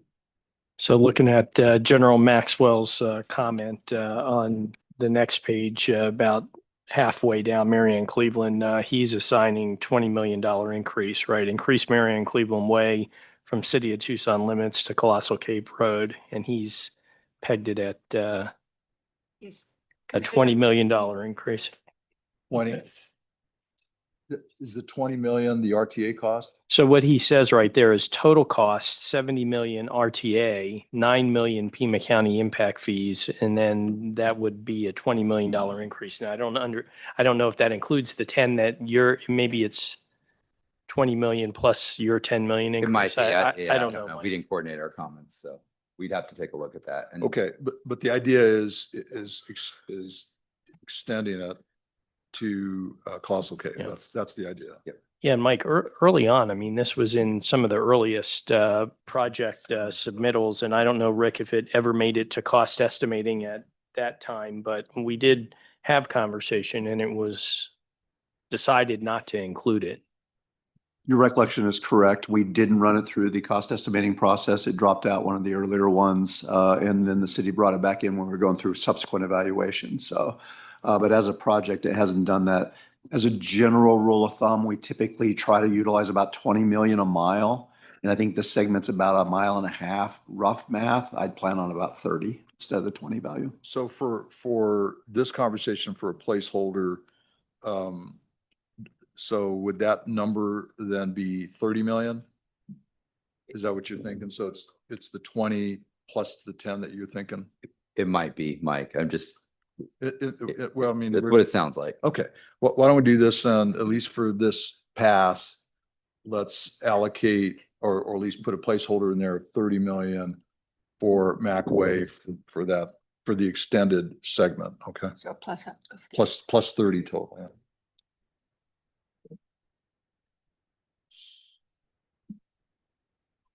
Okay, I just want to point out, we're going the wrong direction. But that's but let me before you go on, let's go back up. On the transit piece, the contribution there, the cost of that is what? The RTA cost of that is what? Mike, we didn't do that math. Okay, Other than it, It drops your funds by 20 to 30, so we can assume that that's 20 to 30. That's 60. okay, that's why I'm asking, because I'm not real clear on that. But here's the thing, right? I want to understand what's the RTA impact, so we can say, okay, here's the cost, here's the suggestion, here's the cost. And when I read that, I thought it was 20 to 30 million, but I don't know that it is. I'm not sure. You just need to tell me. yeah, the comment was that dropping Tucson's annual investment, which is our general Yeah. fund in the transit, by 20 to 30 million annual. I understand. Yeah, so. But what multiply I'm that saying by- is then that increases it It does. annually. No, it increases RTA more than 20 to 30 million. It's 60. 60 million annually? Annually. So that's 120 million? So Or no, that's. we're yeah. 32 million annually now No, for it's more than treatment. We're just. Did I do the math right? Oh, Well, no, but let's- it's those bulldogs here. But, okay, let's make sure we're clear. That's why I wanted to delve into that a little bit. So, That's annually. yes. So right now, the region spends $32 million annually in Okay. transit. Okay. I think the comment here is that should be doubled to $60 million. So the increase is 30 $30 million. million. Right? That's what I got. Tim. Somebody do the math for me. What's 30 We will million get you times that. 20? We will get it to you later. 600 million. Right? That's what we're talking about. 6 0. So you're talking about a $600 million increase in the cost. Yep. Yeah. That's why I wanted to, Tweak. I'm gonna send out a definition of tweak. That was a good. Yeah, Eagle. Okay. I'm twitching now. I'm not tweaking, I'm twitching. All right, so that's 600 million. So Mike, let us talk and Would we'll you get, please, we'll get 'cause back to you on What that. I'm trying to So- do is figure out what the cost Yeah. implication is to the RTA. I get the comment, I understand it, but I'm trying to put it on the column over here, what the dollars are. Okay. Sorry, Sam, I interrupted you. That's okay. Nope. Continue. So I think we've talked bond debt. Yep. Don't you- So we're on Drexel Road, number 9, just clarifying the language on the actual project that it includes an all-weather crossing at the Santa Cruz River West Branch. BRT, this is just, On cost on that? no cost, Okay. just clarifying the language. Then half, that's good. Similar to the BRT project, just, we'd like to remove the subject to grant funding stipulation and also renaming it high capacity transit improvements to allow for flexibility with that, the delivery of that project. I think General Maxwell He made it included some- some language along those lines as well. Have you looked at his comments? Did you see what his comments were? So the 70 million, is that a plus up of 70? It's already there. I Yeah, think so you're just changing the name. it's a similar comment. I think what he is, and he's talked to me about this as well, is providing flexibility if for some reason the federal funding doesn't come through for the BRT project specific, that funding would be available for some other high capacity transit thing. That could be additional frequency, an articulated bus, something else. So it's removed. So right now, the city gets the money if you get other grants, right? You're just saying, remove it. We'll use it for something else if we don't get the grant. Remove the language specific to a Stone Avenue BRT So you can use it. for and call it high capacity You transit can use it improvements. for Whatever you. transit Yeah. though. Transit, Yes, not specific to transit. Okay. Yep. But no change in budget there. No change. Sam, let me ask you this. Right now, it's listed, I believe it's listed, I don't have it in front of me, but I believe it's listed separately. It is. Are you okay with including it in the transit dollars? No, we still want to see it. It's in the transit element as a separate project, Understand? and we'd like to see it as But stay as that, The high capacity. but called high capacity transit. No change to the dollars. No change to the dollars. Okay. I know this has been talked about a lot and maybe somewhat controversial, but the contingency fund is $25 million.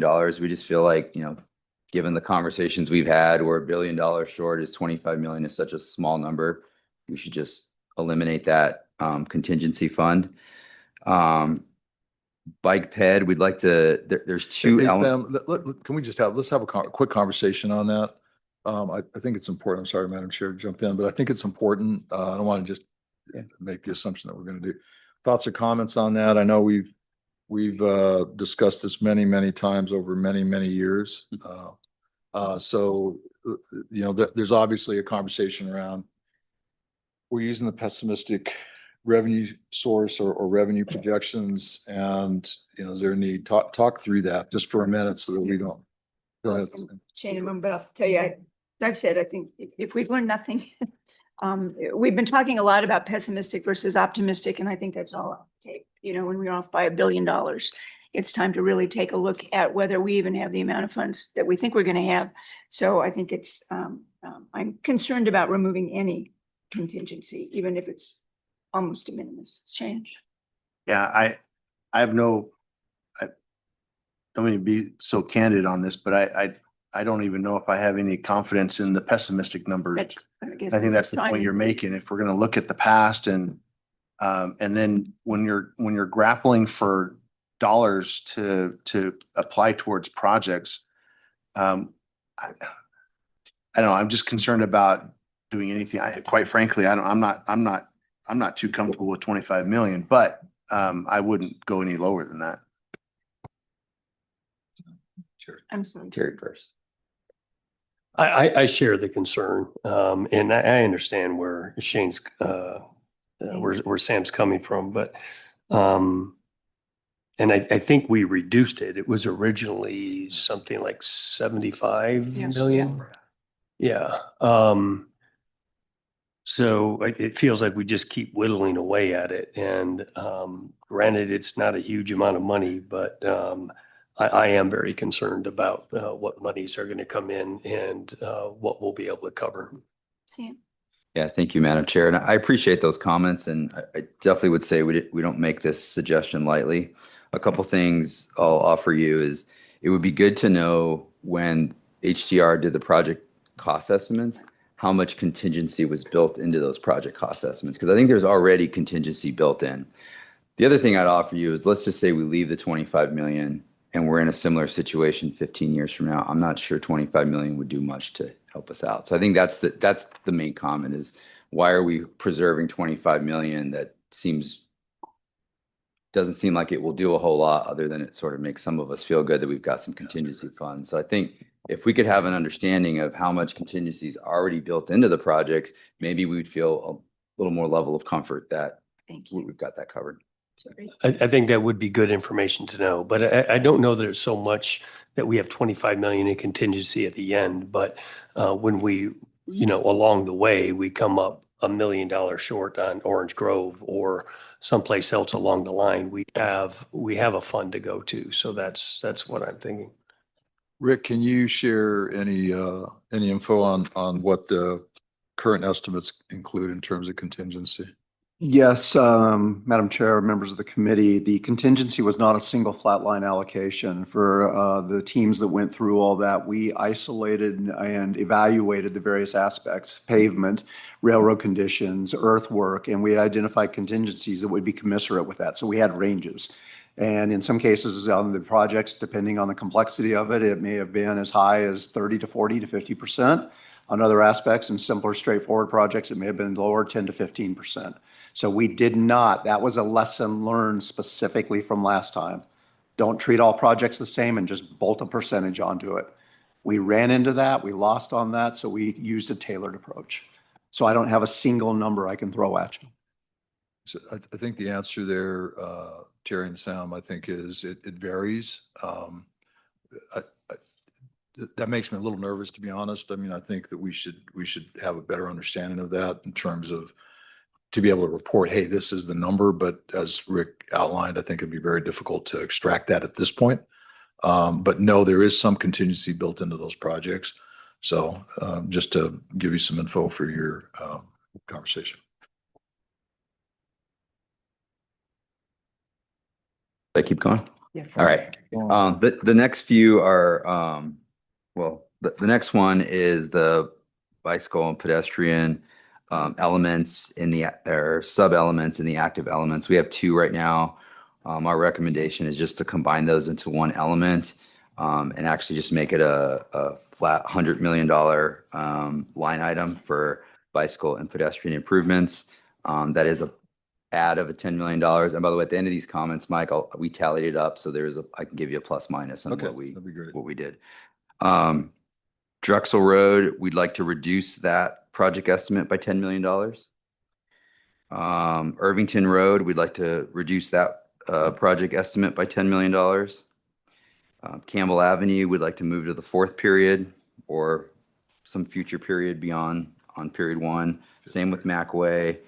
29th Street, that is more of an update to the project description as well as moving it up to a third period. And then lastly, so again, there's two caveats to what I'm going to say here, Mike. The first off, I don't have the number for transit increase, so we got to get you that. And we hadn't thought about the increase to the Macway project inclusive of the Pima County section. But all of our reductions together was about $110 million in reductions. We added 10 to Macway, added 10 to the bike ped category, which leaves we said 80 million in our comments. It's actually more like 90 million. So whatever's left, we'd like to dump back into the pavement category and bump that up to around $110 million. This is to pavement. Madam Chair, Station. but presumably that's not limited to golf links, Sam. which is what's listed in the current Yeah. plan. Madam Chair, John, that's a great question. So yes, that would not be limited to golf links. In fact, we have a pretty extensive map and list of major arterials that need pavement rehabilitation. And we can either provide that list or map, or I think that the idea was that we needed something in the plan that says what we're going to do with the pavement rehabilitation money. We can certainly provide a list of projects or talk about it more generally as it relates to major arterials. Madam Chair, and I think you know that Pima County has a similar list, a large list as well. Not on, yes, we do have work to do, not that we have presented for RTA. Got it. Thank you. Madam Chair, Sam, thank you for that. I think there's a obvious need around the entire region for pavement rehabilitation. So thank you for that. What I've got the legal folks looking at is whether we can do that without identifying the corridor. And so if we can do it as a program, that's going to obviously be all of our preference. I just don't know that we can. So we're gonna get some guidance there, and then I'll get back to you on that. So have your list ready in case we need to identify corridors that you all can bring that forward. Okay.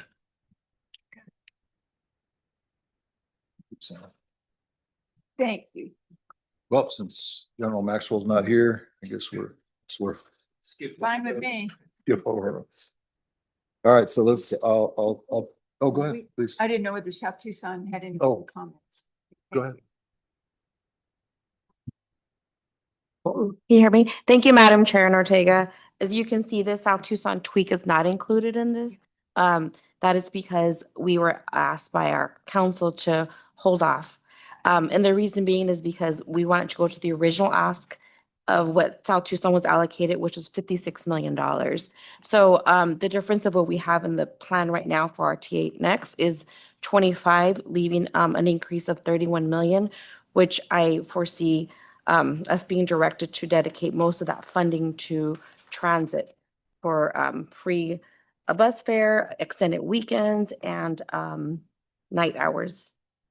So more to come on details on the project specifications and allocations, but for now it would be a total increase for South Tucson from 25 to 56.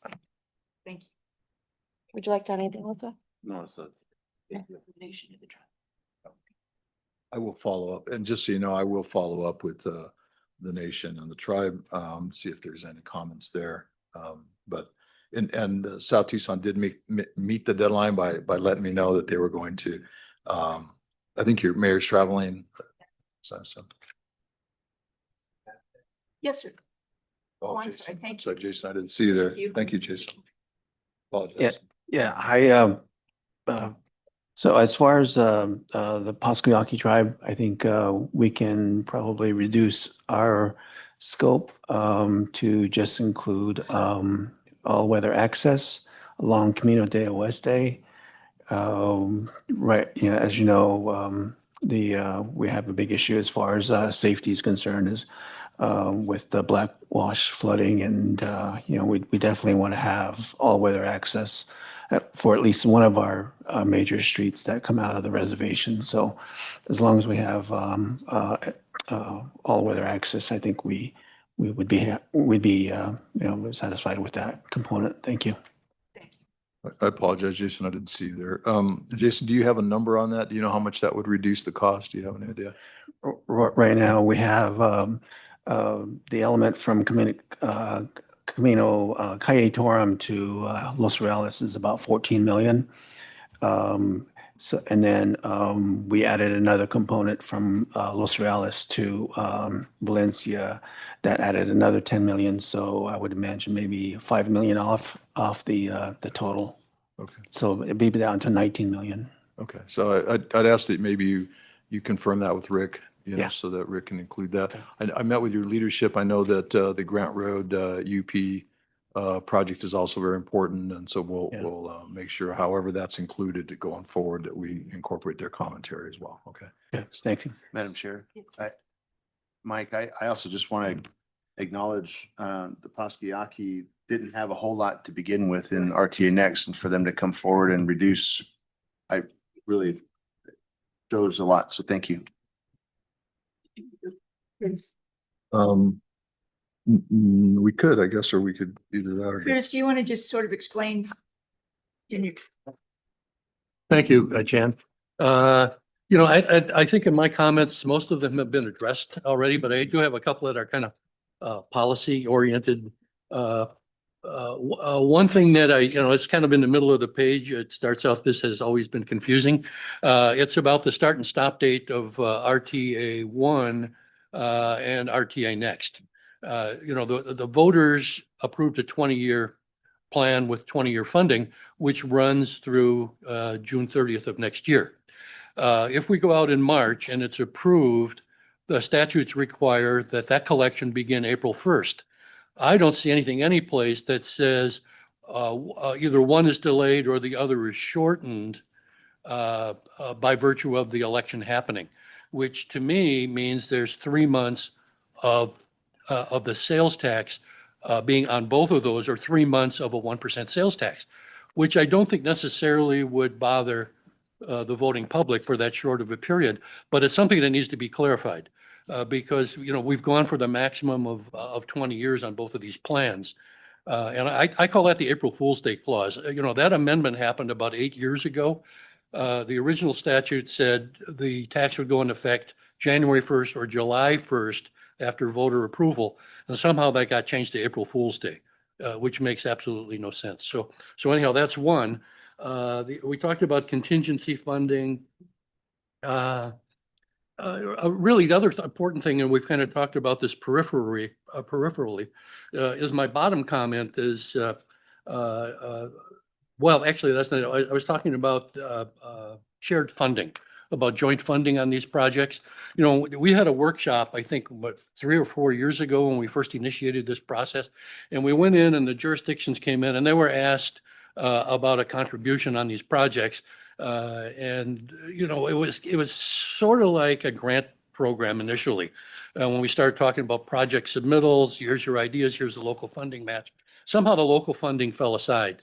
And putting myself just in a voter position and not knowing much, I think it would be valuable to see how we're leveraging this half-cent sales tax. And we talked before, and Rick mentioned there's only like 1 or 2% of matching money on this. It would be nice if we could add some other matching costs, if it's development impact fees, the landscaping element, improvement districts, railroad money, and so on. Otherwise, delete the shared cost column altogether because there's just a lot of empty cells there. So anyhow, I think that's an important issue. So anyhow, Mike, when you're dealing with the attorneys, if they can kind of address that timing issue, I think would be very helpful. And really everything else I think we've discussed already. Thank you. Oh, with the exception of one thing, and that's Silver Bell. The functioning of Silver Bell between El Camino del Cerro and Einer Road really has changed, particularly with the new Sunset TI and Sunset Links or whatever it's called now, running over into River Road. And the amount of through traffic on that section, I think, is going to be very minimal on it. Most of the neighborhood is built out on the west. On the east side of that section of Silver Bell, it's all county owned with the exception of one small mobile home park. So really the need for a 4-lane cross section in there, I think doesn't exist. So when we start looking at that, I really think there's a huge cost savings that could happen. Recognizing there's a lot of cross drainage structures and some archaeological stuff that really isn't going to be too cross section dependent. But I think there's a huge saving that can be accomplished on that, 2.5, 3 mile section. Yeah, did you include that on here? You want to go back up to his fourth comment? It's project 33. So, Bill. Right. Yes, that's the one. Oh, project, Yeah, okay. yeah, sorry. So, Madam Chair, I'm going to push back a little bit on that one because I do believe that the 4 lanes is an important element for the region. And I say that because there isn't anything in the region that gets traffic north and southbound when the I-10 is shut down. And consistently, there are collisions on I-10 that shut down or slow down drastically the traffic on the I-10. And we have no place to put traffic when that happens. So I think having one solid 4-lane north-south roadway would be a tremendous asset to the region as a whole. I also think, quite frankly, that more people would utilize it and you would see less traffic on the I-10 for people traveling from North Miranda and Avra Valley and things of that nature, going to downtown and in the reverse as well. Just want to do a quick time check. We lost Tim and Bill a while ago. I've been kind of thinking 10 o'clock was a rough stop, but you got more time? We have basically General Maxwell's comments to go. Right. So okay. I just want to make sure that we're not going to lose the entire room. There's more bagels back there. Oh, well, man, we're here. Thank you. All right, I'll let you walk. I could have them distributed too. Okay, so Madam Chair, let's keep moving then through General Maxwell's comments. Sam, I think we finished with yours and then Curtis. So let's go. The first one is removing specificity on roadway on roadway project elements. You won't get an argument from me about that in terms of from an implementation standpoint, but I do think that that will draw into question what the voter will want to see in order to be assured of their projects, or at least of the improvements. So I think there's got to be a balance there. I think part of the challenges we're running into is too much specificity potentially 20 years ago. But then how do we balance that? And I don't know the answer to that, but I just thought I'd throw that out for discussion. I mean, you could, I totally agree. You're balancing, what does success at the ballot look like in terms of being able to sell this, to the voters? This is that question we've been talking about for 5 years. It's out. But saying you're going to expand a project, that gives you a lot of flexibility. Is it you're adding 4 lanes, or you're adding 1 lane, or you're adding a bike, element to it? I mean, it's just, so I agree. Yeah. Here's what we'll do. We'll look at this. We'll look at the projects again and the scopes that are listed. And then we'll see if there's any opportunity for that. Maybe we'll come back with some recommendations. That's just the best I can do at this point. This one again, the question we've been talking about for years, right? Can we or can't we? Yeah. So this one's the increasing amount of arterial reconstruction, which is basically the pavement rehabilitation component. I think the city of Tucson has put forth a plan, or at least a thought on how to do it for theirs. I do think that based on I believe the survey that Southern Arizona leadership presented to the board last time, it's clear people would like to see that. How we do that and what it looks like, where we get the money. I mean, Sam, you gave us some ideas, but I think you took most of that away with the other. Yeah. But that's really what it's going to boil down to, right? The other component that I think I can't overemphasize, I still don't have a strong level of comfort that we can do this as a program, as opposed to individual corridors. I just don't know, and I'm working on that. So, that's important, I think. It is, and I think also I was operating in the sense that it was policy direction of the board, right? When we began to look at this, that RTA initially, when we were creating the plan, was not as welcoming to this. Yeah, this didn't come from TMC. It came. No, I know, but I'm just saying the board policy was no. And so now is to recognize that we're going back in. One more time. Can you repeat that again? I'm sorry, I didn't follow you.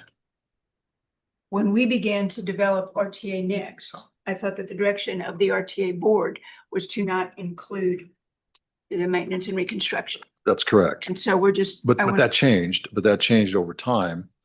And the RTA board did give direction on some of those pieces. Some of those pieces. Back I feel sensitive to not doing what the board wants us to do right now. So I hear you, and I think it's something to move forward. I am too. I have to be, but it's an important point. It's an important, yeah. How's that worked out?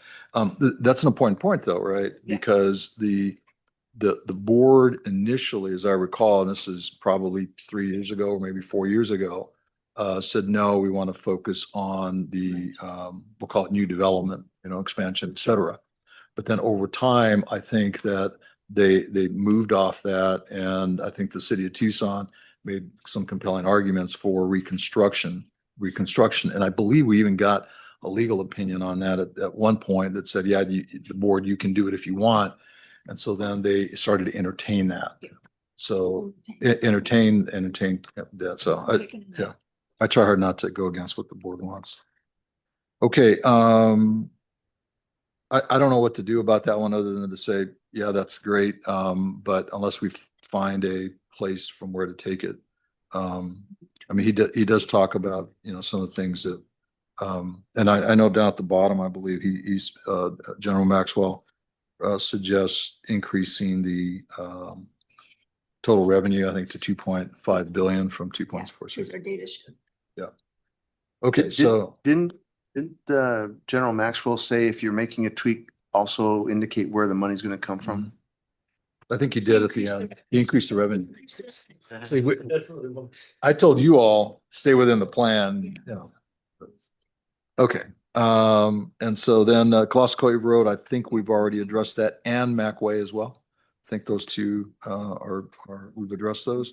Mike, on that, would it be helpful to get the city and the county and your team together to look at this idea of splitting up into segments and Just the Colossal Cave, Marianne. Colossal Cave, Marianne, Cleveland, right? I think, right, the idea that's coming up as I read this more closely is that the railroad crossings be at grade. Now, I know that was a significant issue, right? Causing traffic congestion, concern for emergency response, access. There's 2 railroad tracks. There's 2 schools in the area.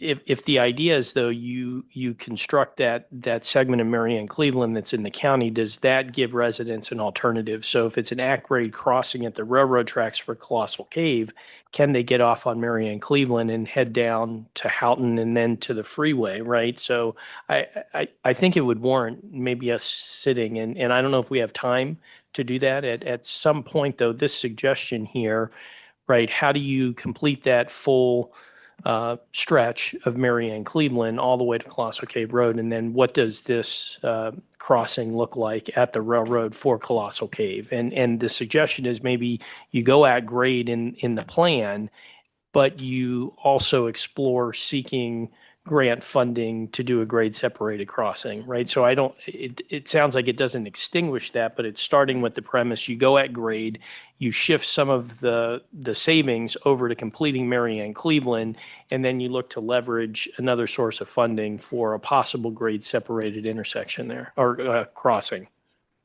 I would say we don't have a choice. I would suggest that we do that because I think that'll bring some language that we can then use and provide to the board. So I would encourage that strong.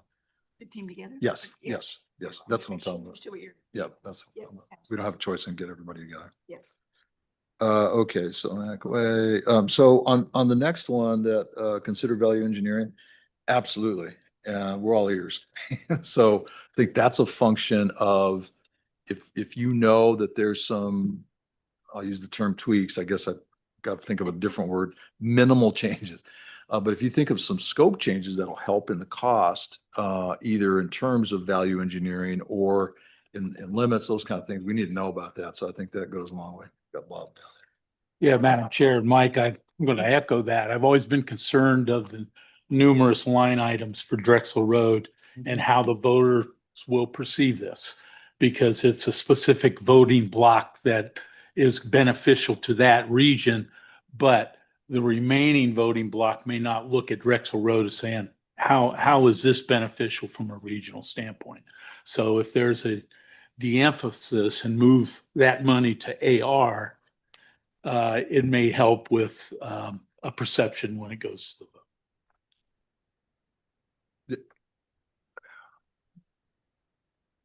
Nervousness is we've got 7 weeks from yesterday.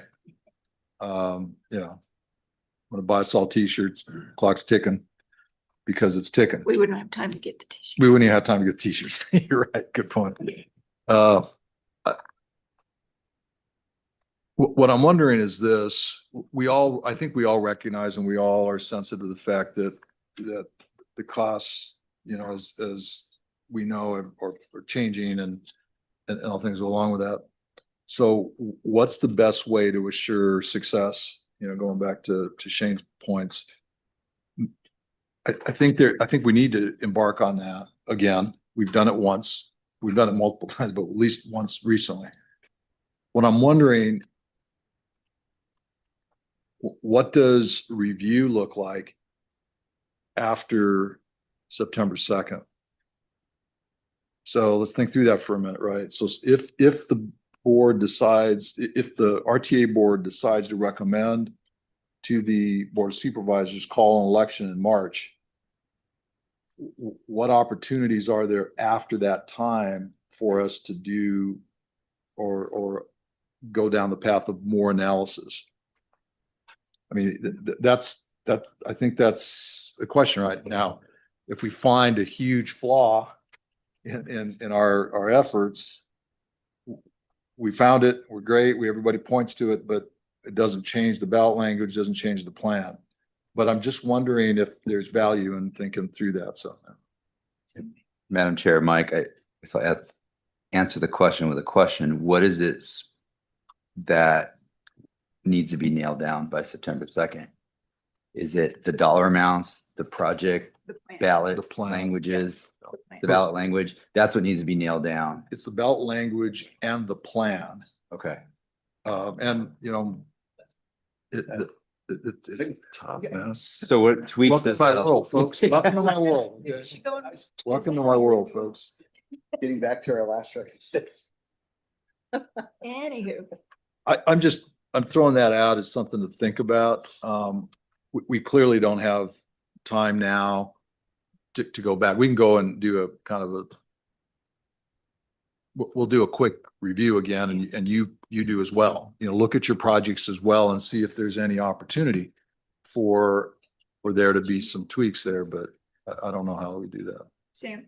Madam Chair, Mike, if I maybe offer a suggestion at our meeting on Wednesday is you've got the spreadsheet up for the plan and we start tweaking it and we kind of on the fly see if we can land, at least on the projects. I know there are some overarching things that maybe we're not, I don't know how much we're going to be able to resolve in the next 2 weeks, but we've collectively have made some recommendations, reduce some costs on projects, move some things here and there. I think if we can do that, like obviously we're all seeing it at the same time, we might be able to land somewhere that we can at least find some compromise.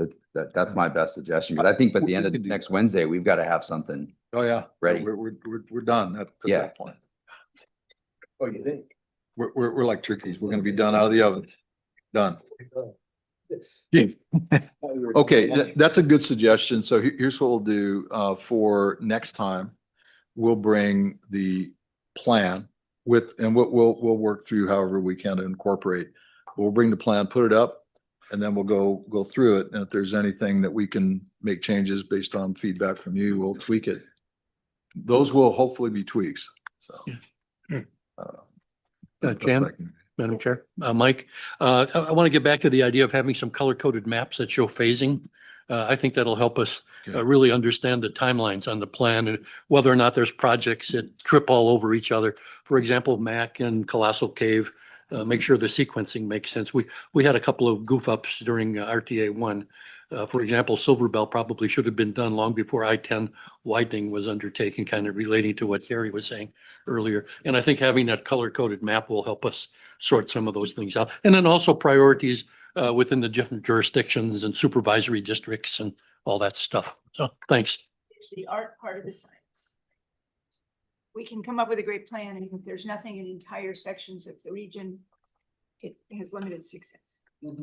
Yes, sir. Madam Chair, Mike, in response to that, just remind me, we have to specify the period in which the projects are going to be delivered, or do we have flexibility based on? I don't think that was in the plan. Was it? I think we have to, but is that one we? Oh, it can get? was. Yeah. It was. Is it? Yeah, Madam Chair, that is in the statute. Yeah. Yeah. I didn't hear you. I'm sorry. I was distracted. What was the question? What you have, we have to identify the period. period, the time. Yes, that is. But so yes, we'll do that. But I also think it's subject to the whole conversation of when and how Yeah. we Do monkey with do we not those. do it? We got Terry, then she. Oh, you did. Mike, is your team going to be prepared to tell us what project delivery on an annual basis realistic looks like by our next meeting? I think that's going to help frame things as well. Well, So the short answer is sure, we can take a stab at that. But here's the reality. You know, we don't deliver the projects, you all do. And so what we'll do is come up and we'll chat offline. But I'm going to need to understand what your capacities are to deliver these projects as well. And then what do I need to do on the RTA end to shore that up to help? Would you also have a conversation with Ted Maxwell? Because every time that I've talked to him about, about our capability of delivering projects, he, for whatever his perspective is and his exposure to that side of things through his seat on the ADOT board, he seems to think that there's a lot more capacity in this region from the contractor standpoint than what we've been utilizing, meaning contractors are leaving our region to go do work outstate, or, we're simply not tapping our resources as well as we could. That would be very helpful. We had a conversation at the board meeting where we were expressing concerns over this, and the general said that would not be a problem, that people had left the region, and that they would all be willing to move back and get to work. So short answer to your question, yes, I will speak with the general. I think we'll reach out to ATB and see what their thoughts are. I think that ATB should be part of this conversation in terms of capacity. So there's multiple pieces, right? So it's your staff, our staff, we'll call it the consulting world, right? The engineers and planners, et cetera. And then there's the contractors. And any one of those can be a holdup or a bottleneck for that. And so we'll explore that and have a conversation with some folks, and hopefully I'll be able to report that back to you next week or next week. Madam Chair and Mike, and to my colleagues on this committee, I understand that we need to satisfy the directive that we've been given by our board. That's like number one mandate.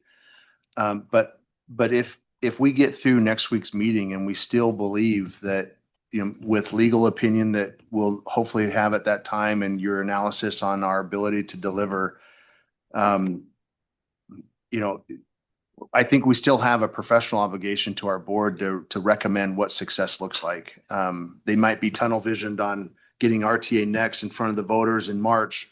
And maybe that's not just an option, but it's really possible. We'll know hopefully next week when we meet. But if it's not, I still think that we have a professional obligation to tell them what success looks like from our vantage point. I agree. Thanks. Thank you. Mike, what else do you need from us today? More time. Is there anything else on General Maxwell's? So, Madam Chair, a couple of things on this RTA next, like draft agenda. I'm looking at that and I see items 1 and 2 for State Route 210. Those costs, I think, are significantly going to change from when this was put together. Based on when we went back in 2023. Well, no, based on when we went back to 2023, we did the cost schedule risk assessment for ADOT's I-10 Keno to Country Club project that was facilitated by Federal Highway at the time. When we went through that exercise, we projected and looked at costs for that entire DCR corridor. And so when we looked at SR 210 segments 1 and 2 and segments 3, we were real close to almost $1 billion for those two. And so when we look at 2023 costs, we're at about 415 million for segments 1 and 2, and 252 million for segment 3. So there's a difference of 90 million for item number 1 and a difference of 60 million for item number 2. And again, those were costs in 2023. So when we go back and look at, early 2025, and we looked at the cost escalation sheets, there was almost another 10% increase at that time as well. And so when I look at periods 2 and 3 for delivery here, that's further out into the program. I would say that even based on the 415 and the 252 from 2023, they're going to even go up even more. So these numbers that are on this sheet, I would say they're not accurate. When you say not accurate, let's just clarify. They're just off. They need to be increased. They need to be. Okay, increased. let's Need to say be that. increased. Let's just say that. We need to reflect. Right. inflation. So when you look at That's committed done. non-RTA dollars of 300 million, and then you've got the RTA of 25, right? That's a total of, 325 million to deliver that project, when in reality, it's 415 million based on 2023 costs. It will even be higher. Okay. And then you look at item number 2, you've got 168 for committed dollars and 25 again for RTA. That's 193 million, but you're looking at 252 in reality based on 2023 costs. And that was doing a really, really deep dive into like right of way risks, property values, inflation, and that's projecting it all out. So it was an extremely deep dive on coming up with those costs. Can So you send us something on that, Madam Chair? Sorry. Yeah, Can I you can- send us something on that? Sure. Just tell us so that we can be depressed by reading it as Sure. opposed to just hearing it. That would be sure, awesome. sure. So Ma- we didn't finish Madam this. Chair, I'm sorry. We says we didn't finish. Well, go ahead and do that, but we need to finish. No. that. And Sam, I can finish. so just along the same lines, Jeremy, there's 2 other interchange projects on there. Can you speak to the costs associated with those 2 other projects? Which ones? There's a Cortero interchange and a Tangerine interchange. And then this one. So I know, we've been in talks with the town of Marana on those. We didn't get into a deep dive like we did on the Keynote Country Club segment and all that whole DCR. But if you were to look at, say, Marana or Cortero, I should say Cortero and I-10, that's around a $350 million project. By the time you go through all the environmental and all the right of way to clear throughout there and then span that infrastructure all the way across the Farmville, the railroad, and I-10, you're at around a $350 million project would be my estimate on that. Jan. Carmine, I got Sam and. So I guess the suggestion is like when we look at these costs, when we did that DCR from I-10 all the way to Kolb, when we got down into that CSAR, it was basically running like a Monte Carlo simulation and looking at what that 70th percentile cost would be based on inflation, based on risks, all kinds of different risks, right of way, environmental, cost of materials, labor rates. It got really, really into the weeds. It wasn't just adding 10% to a cost. And that's what worries me on some of these is, are we just taking the cost and saying, well, it's 10%? Because I'm not sure that it's always going to be 10% or 9% or 12%. I think you get down into that deep dive based on what we did, because that DCR back in 2019 showed like 234 million, don't quote me on that, but it was real close to that dollar value. Moving forward into 2023, we solidified a contract at 600 million. So I'm just saying from 2019 to 2023, 230-ish all the way to 600 million, that's a huge jump in costs. But that was getting really into the weeds and really running a thorough workshop on what these costs are going to be, not based on today's dollars, but also projecting them into the cost, when we expenditure those dollars. Madam Chair, on this topic, I think for the first 2 projects, State Route 210, I remember the conversation was applying a little bit of RTA money to those projects. So that way ADOT would prioritize them in the region in their long range plan. I don't know about, I think the same could be said for Cortero and Tangerine, although they have larger dollar amounts, again, to ensure that they're prioritized for the region. I think the first 2 projects, Jeremy, were ADOT submitted projects for the RTA plan. Okay, you want to go through the rest of? Oh, I'm so sorry, Jerry. That's okay.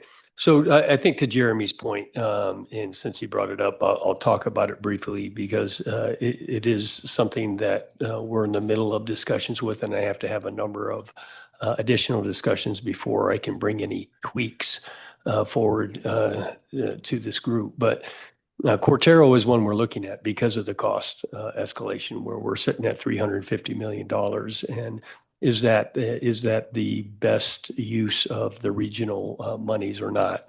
There are some needs. Tangerine is a significant need, but we can't do Tangerine if we don't have some other interchange outlet there. And so more road becomes a very important element for the region up north. So we're in the middle of looking at that, and I've had some discussions with ADOT. I've had discussions with my mayor and our staff, and I have to have more discussions with our council. But it may be that we have to make a significant pivot relative to the interchange projects. Cortero is an important interchange, and I think we'll continue to, regardless of what happens, we'll continue to do a design and look for funding for that. But we do have Ina Road and we do have Twin Peaks within a very short distance of Cortero. But what we don't have up north is anything that gets you across the tracks. So it's just something that we're looking at. Thank you. So Jeremy, if you could work with Rick on any of those, we'll call it ADOT influence projects. So it's not just the SR 210, but also the interchanges and anything else that you see on the plan, so that we can make sure we have as accurate information as we've got available to us. And then Terry, when do you think you'll have more information for us? Do you think by next week? Absolutely by next week. Okay, Yeah. good. Awesome. Thank you. Okay. And then I just wanted to finish up at these last couple. So South Tucson, we already talked about that. That's, he had suggested RTO reconstruction, but sounds like it might be on transit. That's fine. Then the wildlife linkages, that is a comment that we received from our public feedback. So he is recommending a $25 million increase to that. We will put that in as a placeholder because it also addresses the public comment on that. So we'll do that. And then the high capacity transit, I think we've talked about that and done. The other two, debt service, we've already talked about that one. I think we'll come back with some thoughts on that for next time.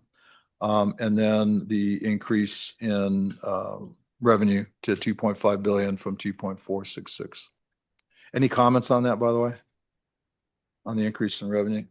One way to solve it, right? You just increase it. Which, not consistent with what we've seen. Okay. Nobody wants to jump on that. All I right. said it's not consistent with their history. Yeah. Okay. All right. Sounds good. I think that concludes the list. South Tucson's will come. I think we've already got a pretty good indication on that. Are there any other tweaks or comments that we're hearing out there that we need to at least talk? We got a lot of work to do. I'm not looking for more, but if there is anything else out there, we should probably. Just because Curtis had a great idea about the map and what that looks like. Are there any other work that we can ask for staff or other ideas that we've been thinking about? Or to death. We do have multiple colors on this map now, so just wanted to point that out, Curtis. You're welcome. Shades of blue, that's right. That's all I have. Our next meeting at this point, just to kind of summarize that. So we've got a lot of work to do. We'll give every effort to have a package put together. Tim had mentioned trying to get this out early. I will get it as early. I can tell you that at 7:15 this morning, we were still kind of adding comments and trying to do this. So it's hard for us the times are so short. We are trying to be respectful and get you as much information ahead of time. But just know that we'll have handouts and we'll be ready to talk through some of this stuff. Follow up, at least with our little There'll team be some, working on. there'll be some conversations. Okay. I mean, there's a variety of other sidebar conversations.